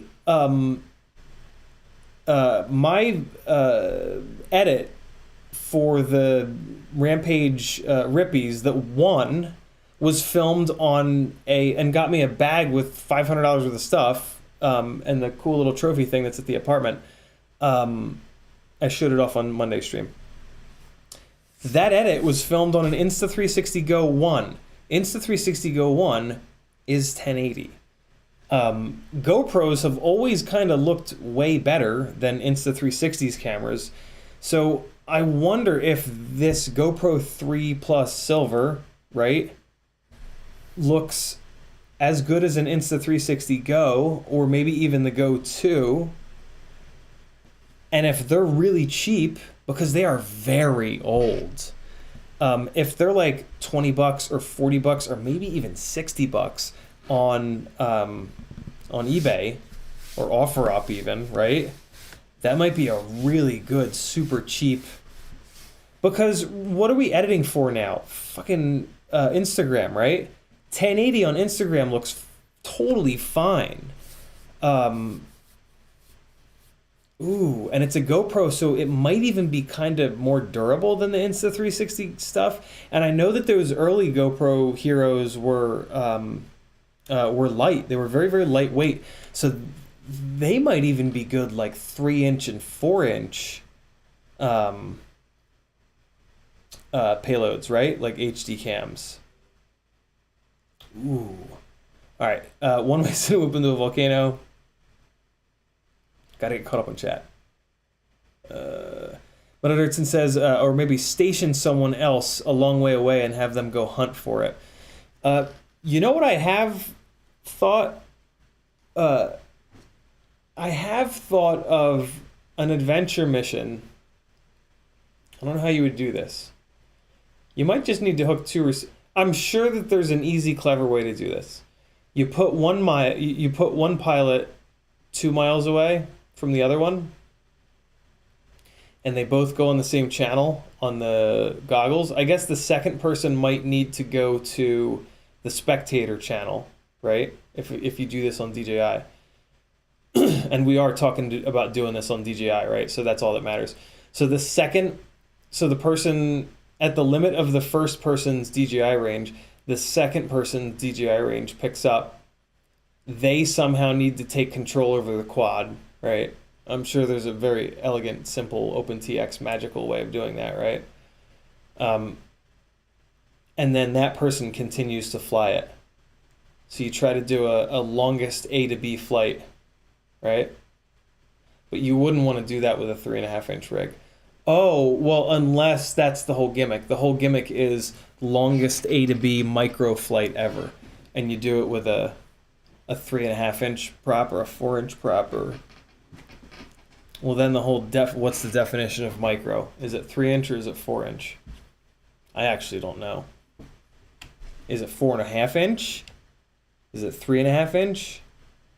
Right? What do you guys think? There's a strong argument for 4.5-inch, right? Because we refer to 5-inch quads as 5-inch quads. We don't, right? Or does the whole micro thing, is that no longer, does it no longer work? Because there's now a place for 4-inch quads, right? That DJI Action 2 and the Insta360 Go 2. Yo, 4-inch long range rigs carrying an Insta360 Go 2, why the hell is that not more popular? Or is it more popular and I just don't know about it? Because that's a lot cheaper of a build, isn't it? Than like a 7-inch long range rig? Or is it not? I gotta stop talking about that because it makes me want to build one. And I need another fucking build, like a hole in the head. Man, do I like the Vol fucking Kano idea, says Abraham. Abraham just said Vol fucking Kano, I added the rest.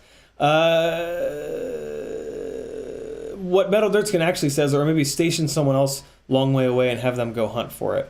That would be interesting. Measure out that DJI range, right, and then put someone that exact range out there with their... Oh, there's another way. You put those goggles onto spectator mode. And then man, they got a hell of a hard job because they got to, through the goggles, identify landmarks. But they're also going to be able to listen for the damn thing. So in theory, they'll hear it coming. I guess you could do that at the beach somewhere. A big long stretch of beach, right? So you just fly along the beach, along the water. You got to find a day where there's nobody out there. Or maybe you fly across, like, if a beach is like shaped like this, you fly from like over here to over there or something. But then if it doesn't make it, it goes in the water. It's gone forever.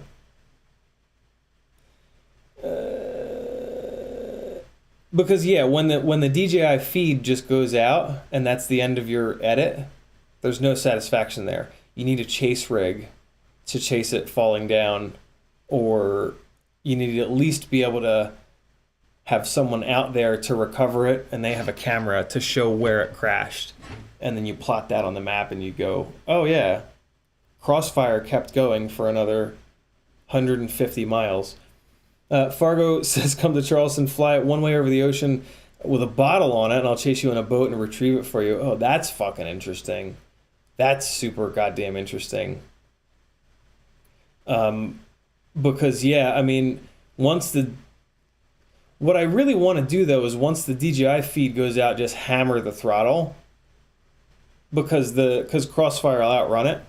You just bury the throttle, and it squeezes every last little bit of juice out of the battery. But then if chasing in a boat, I guess you don't hammer it then, you just throttle it up a little bit. When the video feed goes out, you throttle it up a little bit just to make sure that you didn't happen to have the tiniest little bit of too little throttle on, right? Where it'll just crash into the ocean before the battery goes dead.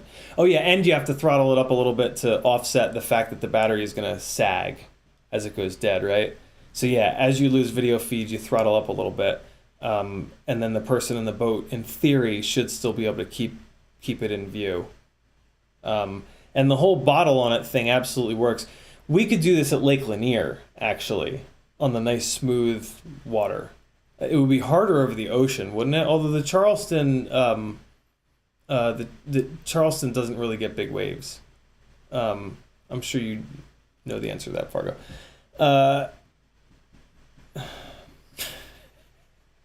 We're going off the rails tonight, friends. Do what I do. Fly guns into prison. Yeah, fly guns into prison yards. Ultimate one-way cinema. Mm-hmm. Yeah, that's how to really turn this CycloneFPV sale into a money-making enterprise. Good God. Christ. Toxic FPV says, I actually met guys at Rampage who their flying spot, I think they're from Florida, their flying spot is right next to a prison, and they fly wings. And wings have a tendency, wings are hard to fly, and you have a tendency to just lose the damn thing, and it goes way far away and crashes somewhere. Well, they have both accidentally crashed their wings into that prison, and the prison gets really mad when you do that. And they had some crazy stories to tell. Like my favorite story was the second story, because they're friends, and the prison knew that they were friends because they were really hard on the first guy. And so when the second guy crashed into there, he went like running across the street and like running up to the front desk of the prison, like, I just accidentally happened again. I'm so sorry. And they knew about him, and it was just a great story. That's the stories like that are the magic of Rampage for me, at least. Rampage is not about flying for me. I've realized I'm just not that into freestyle anymore. I've been doing freestyle for a long time. It's still absolutely great.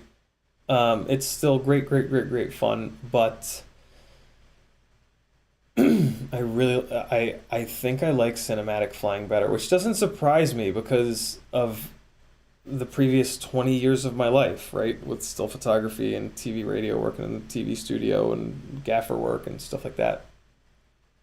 So, yeah. But man, it is fun to get out and just wiggle the goddamn sticks around. Rampage is so unforgiving though, man. Everything you hit is metal. It's just like it's so hard on motors and arms and ooh, it's just nuts. Uh Toxic FPV says he would have people ordering Vistas and saying they never arrived. He would send them back burnt up Vistas saying they didn't work when they got them and just swap them out. Not cool. Oh God. Oh, that's the worst. People are the worst. Mudder Erickson says, TBS mentioned idea of multi-binding. That's what I thought it was. I thought there was a way of doing it, right? Multi-bind. Flying over the top of a mountain, having a second person take over on the other side. See, that, of course the long-range guys have this all figured out, right? Long-range guys, Dan, get off that account. Get on your regular account. And what do the long range guys have for a one way? You know what I mean? You have to have an idea that we can do that. I think that the trick is it has to be something that is like only possibly doable this one way, and it's like cinematic, right? Like it has to like look good. It can't just do it for the sake of doing it. It has to be like a visually cool looking thing, because that's what will make the edit, and that's what will make it worth the effort and time and cool factor, right? And I would also love to have like the edit of mine that actually like maybe blows up be like a community project with you crazy bastards, you know? That would just be extra cool if we figured out the idea behind something that cool together, right? Live. The power of long form media. God damn it. Down with short form media.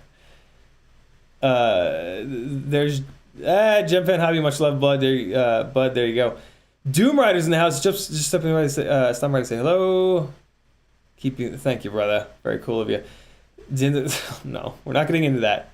We're not getting into that. All right, come on. Yeah, all right, now we're getting to the good stuff, but I don't want to miss chat. All right, good. I'm caught up, perfect. Denzel the Terrible says, I'll go with you, CiottiFPV for free. Rocky B says, I wanted to get to these. F40 Pro 4s are there, but it's only the 20, well, the F40s, I think it's only 2400 kV. So, yes, 4S guys jump all over those. 6S guys, I have those on my cinematic Dead Cat Arm Glide, and I swear to God, they're completely fine. Here. I will prove it to you. The footage here. Oh, you guys will get to get a look at some of the stuff that's on the Patreon only playlist here on my YouTube channel. Only available to Patreons that are willing to spend 10 cents a day on the gangliest son of a bitch that they've ever seen on the internet.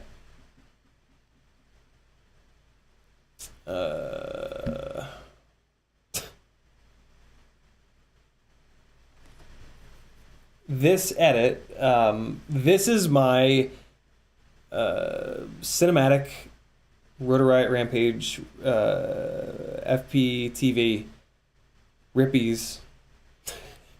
Such a mouthful. That's what she said. Entry.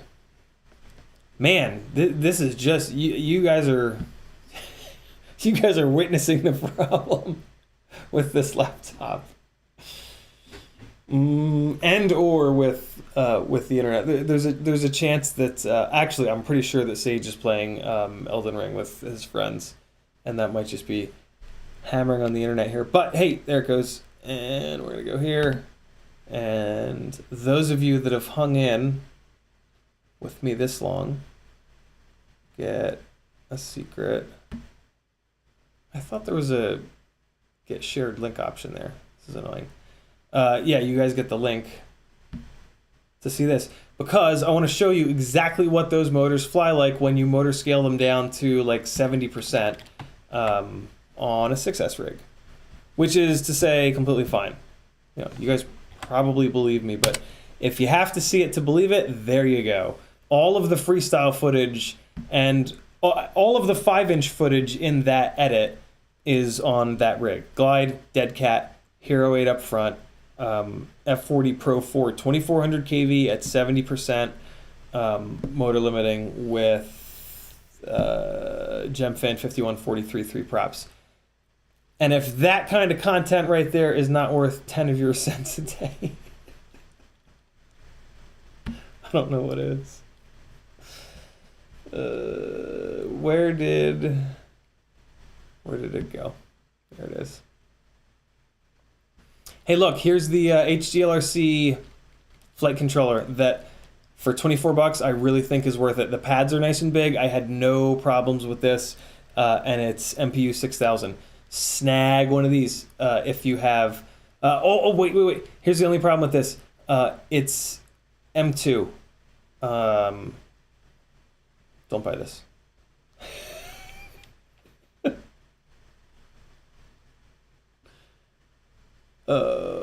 If that's M2, don't buy it. It's M2. Don't buy it. Sorry.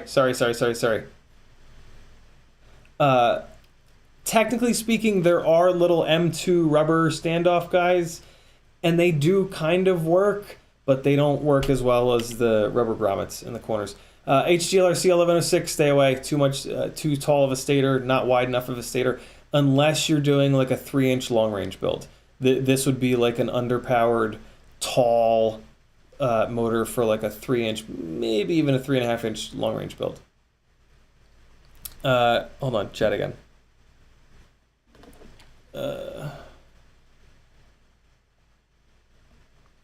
Danzilla is down for a one-way. How about you film yourself trying to get that load? Hey, there are 2600 kV F40 Pro 2s on sale here. Do recommend those if you want a whole bunch of power on 4-inch. Damn, those are almost high enough kV for like a 3.5-inch. Especially if you put it on like 5S. That'd be a lot of motor though. So that would be an interesting motor on a 3.5-inch 5-blade prop because it's a 2306, but it's 2600 kV. Now you'd want to put it on a 4-inch 5-blade prop. Yeah. And that's actually interesting because so you could motor limit it down a little bit for 5-inch freestyle work, but then what you could get are the 5-inch ducts from CycloneFPV that bolt to the motor base, and then you could run the 5-blade 4-inch props, and you would have enough kV, especially if you're willing to go to 5S. But even on 4S, I think it would be okay. And you could have a ducted 4-inch rig. The only problem with that rig is it's going to be too heavy, and those ducts, when they mount them to the motor base like that, the arm on the duct is too long to take any serious abuse. So if you actually hit something with that duct is going to just break, and man, that makes me uncomfortable. But I guess technically if you hit a soft person, it'll be okay. But man, that is a whole hell of a lot of anger to hit a person with, right? Like when these guys are flying the medium, and we're talking about a medium format camera flying rig here, right? More on the lighter end, the Black Magic end. But those guys, they can't crash around people. Like that's like no. I have seen them fly those like through cars and shit. But the problem I see with that is if you bang into the A-pillar of a McLaren that's wrapped in beautiful, right, vegan cow anus leather, I think that motor mount brace is gonna duct is gonna break, and that prop is gonna go jamming into the thing you don't need it to be hitting. I could be wrong, but I don't see it. It's too much weight, right? It's just too much weight for that long of a thingy. The way the Cinesplore and the way the Squirt and all these other ones are designed, right, with the arm and then the motor mount and then the little stick coming off to mount the end of, like, that is so much stronger. I don't know. Maybe I'm being a ninny. Never thought I would say that word. Never in my life. Tommy says, have you tested Caddx Loris 4K Anymatch for Runcam Hybrid? Seems to be only $40 from Cyclone. I have not, but what I would do is just hurry up before people buy them all. YouTube search Caddx Loris 4K, and I'm sure you'll find some flight videos, and that's all that really matters. If you look at the HD from them through YouTube, right, from a couple of different people, because a lot of people will upload in a way that makes YouTube compress the hell out of it. So watch a couple of people, and yeah, if you like the way that footage looks, snag it. I can't tell you anything about the durability. Brains Big Bean says, all my long ranges on a 4inch Hexasplorer. Really? That's the funniest thing ever. Why? Is that a thing? Are you just being funny, or like does it not matter, or is it actually better? That's hysterical. I mean, obviously, I guess it's worse for like props in view, but I mean, you could argue that long range is cool with props in view because it's the flying, it's not cinematic, it's long range. Although I think I would rather have a dual purpose rig. I would rather have a rig that's maybe, if there's no advantage, I think I would rather go quad, right? But if there's a little bit of an advantage, but the sacrifice is, prop in view, I think I would rather make the sacrifice in efficiency and have a rig that could do cinematic stuff. Because I think there's a big market for our footage as stock footage, especially long range, cinematic-ish, or even just straight up long range footage, right? Just like 4K footage of just scenery going by at 80 miles an hour. That's the kind of stuff that I think like in a hotel lobby is really cool. Or I don't know. I think that there's an untapped stock footage supply or whatever, and I think it's pretty straightforward it's not straightforward, not saying long range is easy, but there's a path that if we've been stubborn enough to get into freestyle, we can spend a little bit of effort and make it happen, right? I mean, it's about antenna placement, it's about a little slight different change in gear, so you got to spend a little bit of money, and you got to figure out a power plant, right? Combination of cell voltage, MAH, motor size, motor KV, propeller. But there's enough people doing it where you can probably find someone that has your exact payload and a combo that he's R&D'd for a while, right?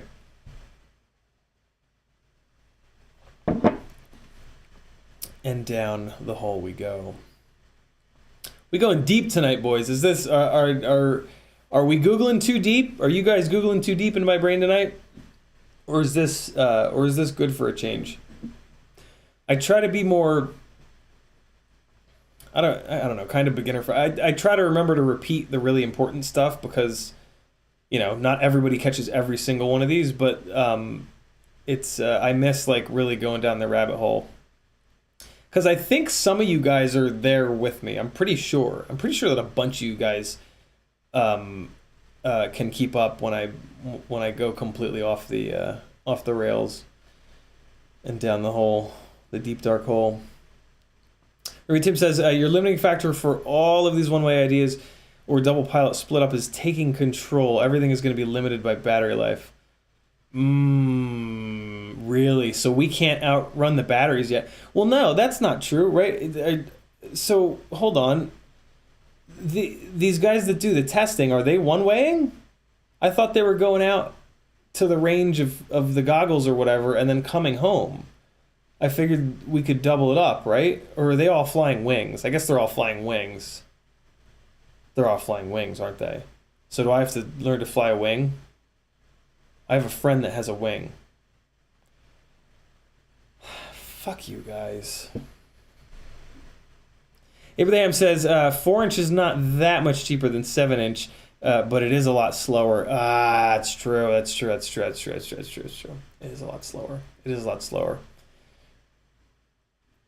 Yeah. And man, when you're going fast in a quad, God, does that look cool. Oh boy. And just the faster you go, the cooler it looks. Because it looks like everything on the ground is in slow motion. When you're going slowly, everything on the ground looks like it's in, almost like it's in fast forward. Yeah. And then if you film that in 60 frames and dump it down half speed, then it even gets more like ethereal. And down we go. Denzel the Terrible says, "Don't forget GPS could be used for long range hunt." Oh yeah, right. It'll send back its last location, right? Oh yeah. So I guess finding it isn't all that tough. Chris FFP says, "I have a set of those Deadpools on one glide. Build putting AK-32 20x20 on it. Second glide is going to F40. Mama F4 128. Nice. That's we're gonna see which blows up first. That's perfect, Chris." I'm sure Grizz will be talking about that over on the Discord page, which you can get full access to by joining my Patreon for $3 a month. It really means a lot to me. I love you guys. There's lots of benefits. I swear to God, it's worth it. I swear it is. Let's get off on account. Toxic says, "Have you seen the newest ducts for the CineXplorer that CiottiFPV made from the same stuff they make props from?" Toxic FPV. We have been talking about those ducts for a couple of months. They are awesome. Matt McConnell Studios in chat, he sent me 2 sets of those. I bought 1 set, and the way that they want you to mount them is they just thread the plastic pretty deep, and then they just want you to send a big long M2 screw down the plastic. But what happens is the first time you crash, not even that hard, it pulls the M2 screw out, right? And then, so that's not the end of the world, but if you crash out away from yourself, it's really noisy, or it might bind the prop up completely, so you might not be able to fly home, and that is really bad.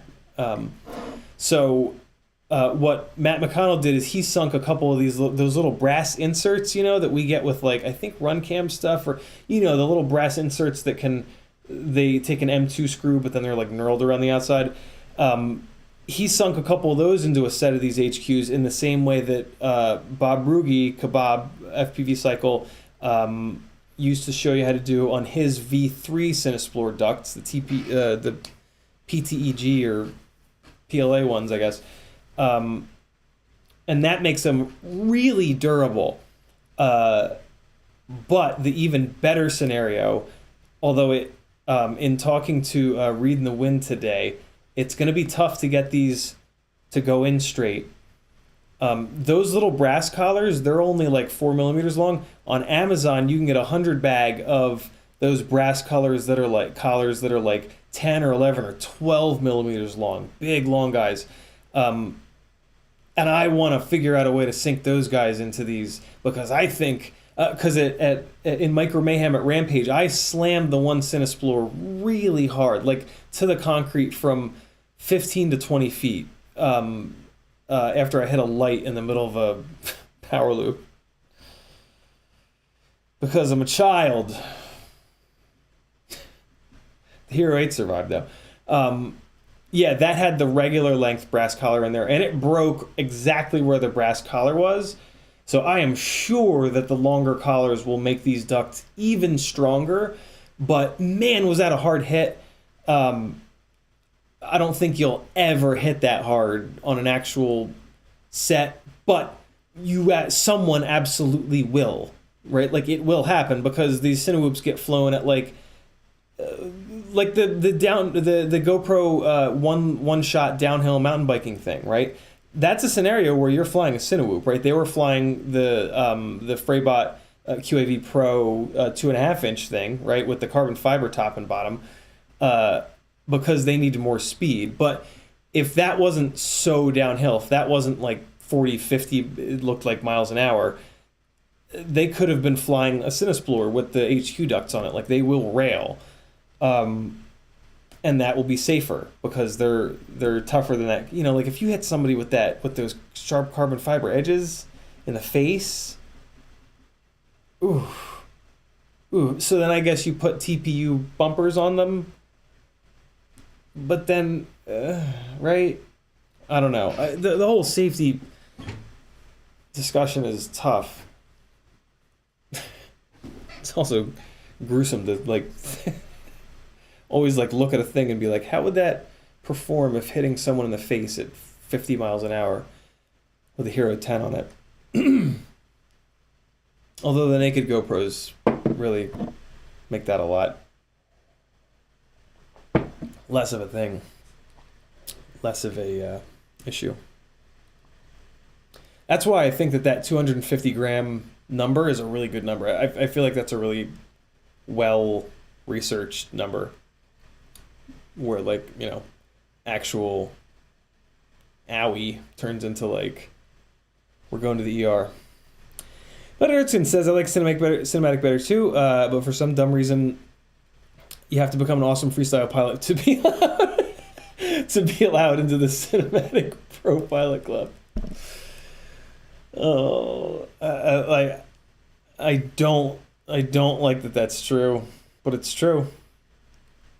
I don't like that that's true though, but it is absolutely true. Abraham says 3 inch on a 2306. No. I meant 4 inch. I meant 4 inch.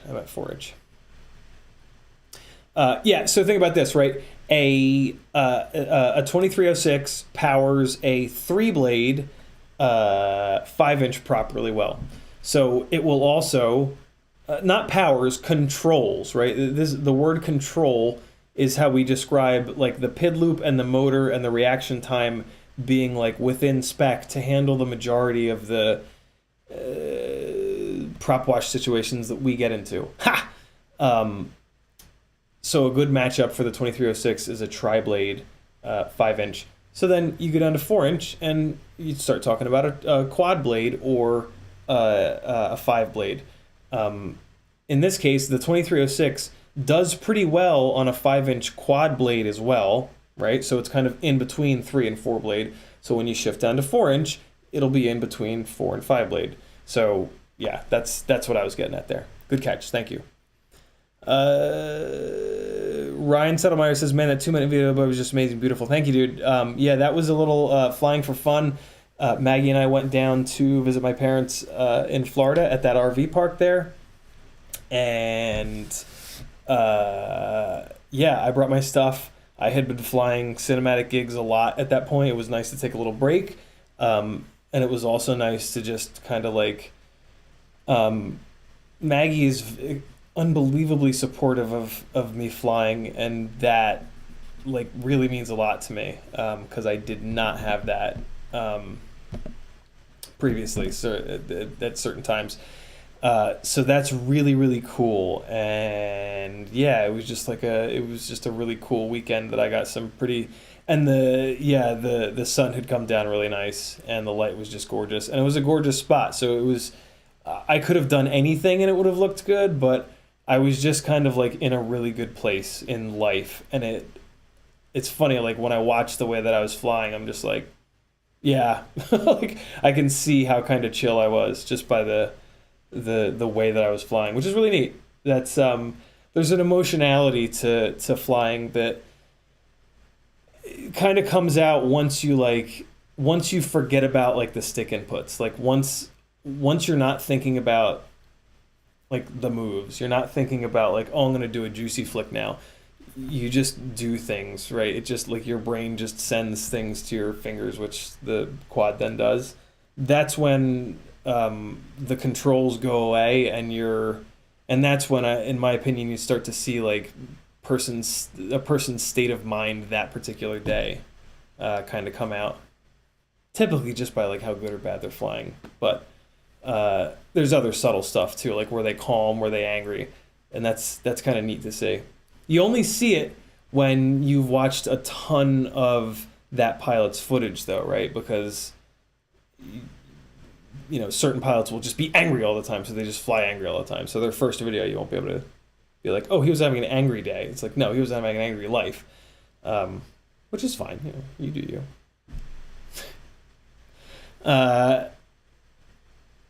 Toxic says, have you seen the newest? Yeah. Toxic, they're great. Get them.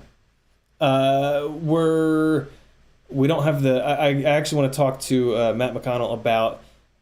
He got a set of those taller brass inserts, and I want to brainstorm with him how we can get the damn things perfectly centered. A drill press would make that easy, but I don't think he has one. I certainly don't have one. I tried to talk to Stan FPV about doing it. He didn't seem interested, even with the small collars. He says that his system is fine, and that if you crash and the duct gets loose, the solution is just to tighten the screw back up until it's buried, right? But it's stripped, so it's going to spin. But then you heat the screw up, and the screw getting hot whatever's the plastic into the threads, and then it's tight again. I was like, I don't know about that. I don't think that's me. I don't think that's my solution, because if it slips enough, it's gonna go into the prop, and the prop's not gonna be able to spin, and you can't fly it home, and that sometimes can be a problem, like on set if you're on a rooftop, right? Like, now what? You've got a rig that's powered on the rooftop. Like, you don't want to be that guy on a film set climbing up onto the rooftop. Like, you have to, but like, you don't. Yeah. What I'm saying? What's up, Athix? Look at all these people. Why you guys are coming in so late? Is this a better time for you? Is like 9 to 11 a better time slot on Wednesdays? Hold on, let me look at the analytics. I have been really ranty though tonight. Look how many people are in here though. Are you guys into the rantiness? Are you guys into the deep dark dives into the cockles of my brain? Tag me and say yes or no. Wow. Or is like nobody else streaming this week?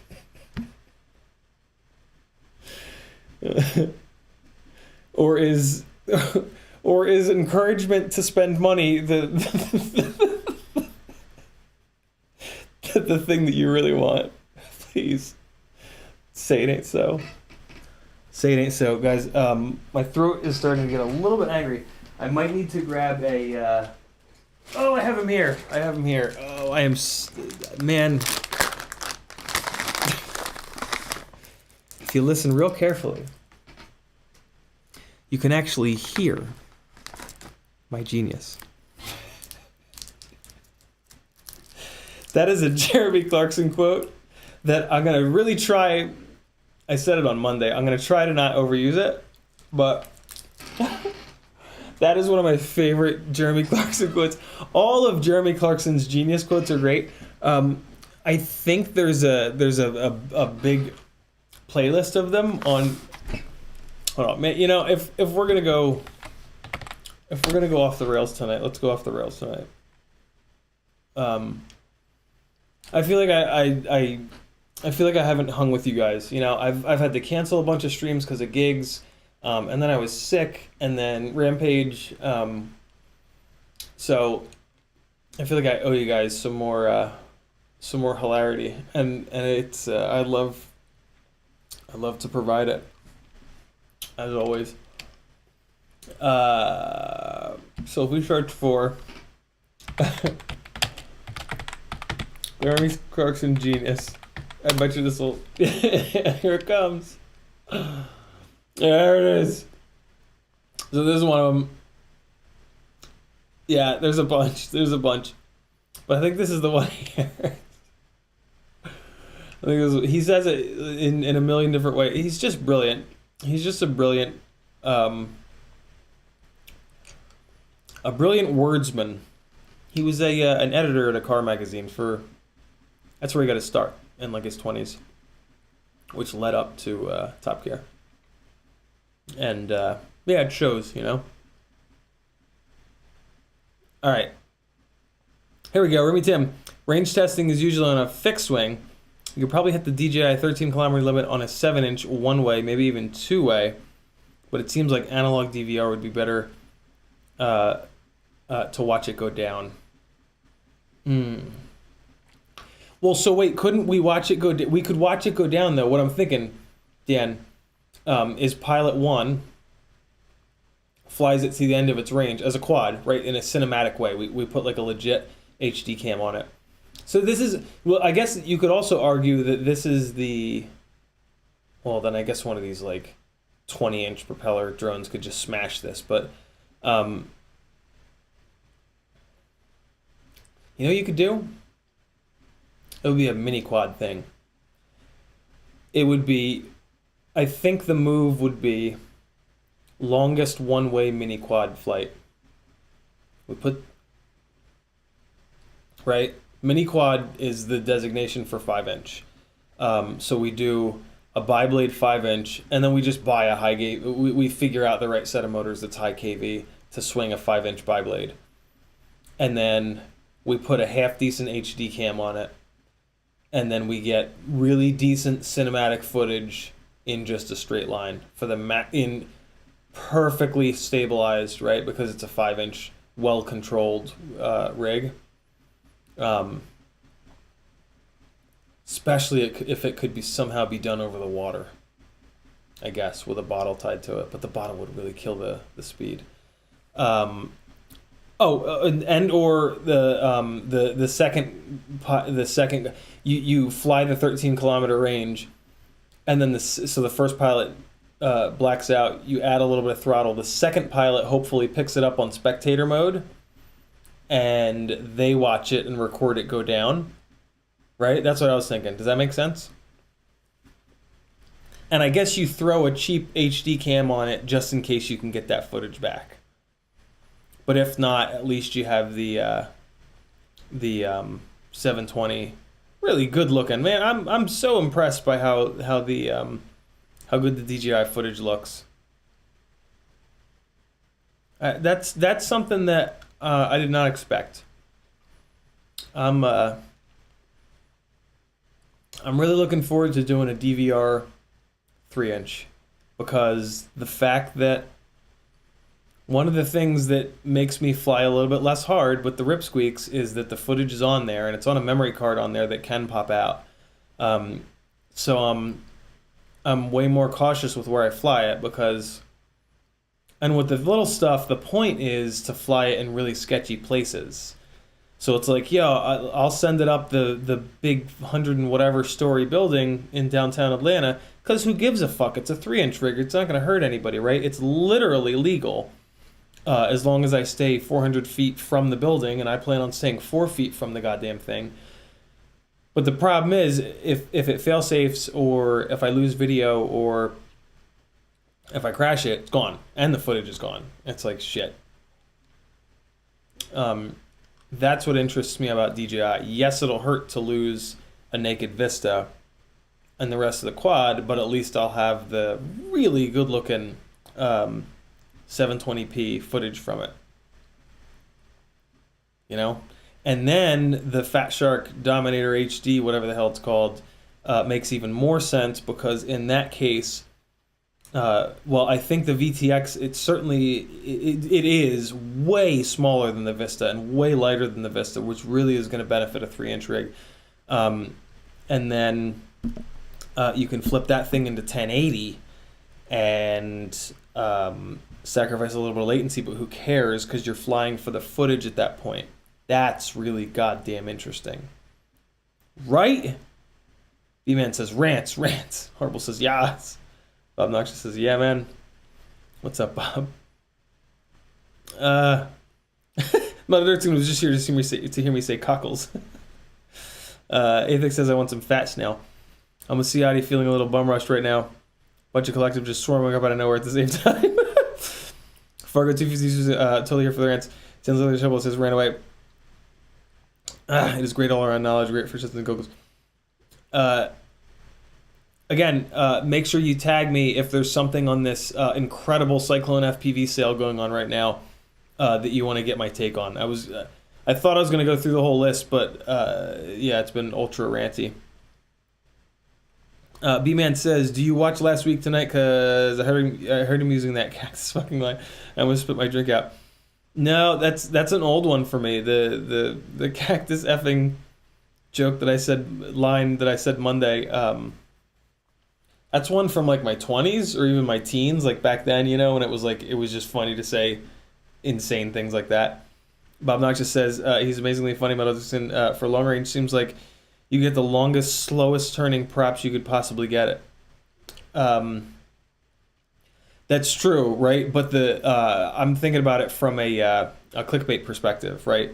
Because it ends up being a lot of work and a lot of risk. And if you put a lot of work and risk into a video, into an edit, you want that edit to be as clickbaity as possible in hopes that it will make some of that money and time back, right? That's something that I don't really do, other than I put a lot of time into my edits, and that kind of counts, but I'm not doing it. I'm doing it as marketing, basically, because that's my portfolio. Somebody that's thinking about hiring me, they're going to hit my edits.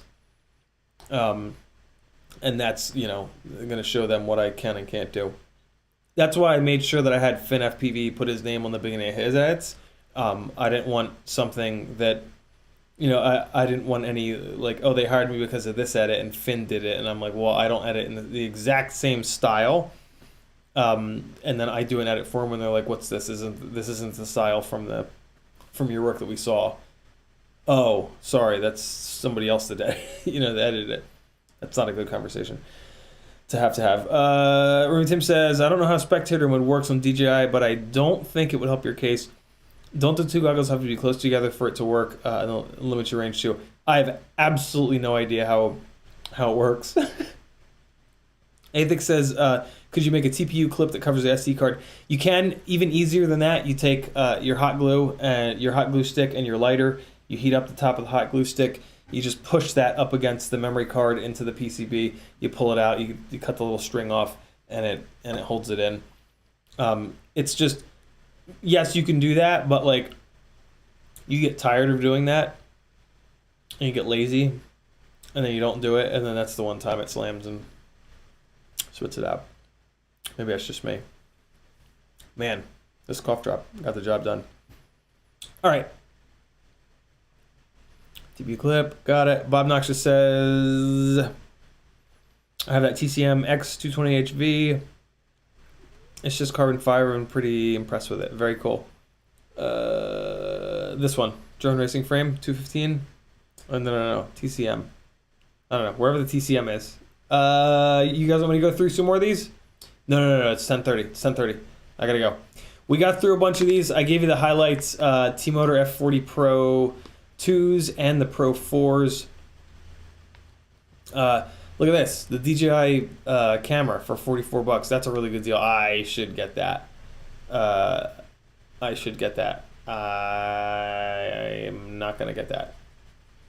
I'm not gonna get that. Not gonna get that. All right, closing this page so that I forget about it. Thanks for hanging, friends. Join my Patreon, click some of my affiliate links, do things that allow me to continue to do these rants, and I will continue to do these rants because you guys are awesome and super fun having this, group learning and spreading the knowledge around and building better micros and 5-inch rigs and all this fun stuff together. Be good. What do I got for some flying here? Buckhead. What is this? Buckhead dives? Hold on, let me see what this is. Oh, this is that one. Oh, this is great. This will round it out. This is one of my YouTube edits. You'll enjoy, and hopefully it will send the audio over. I forget what this is called, but it's in my YouTube FPV edits if you want to watch it in 4K. This is one of my favorites. This is a magical night 3 years ago when I first moved to Atlanta. Be good. I'll see you Friday at 7.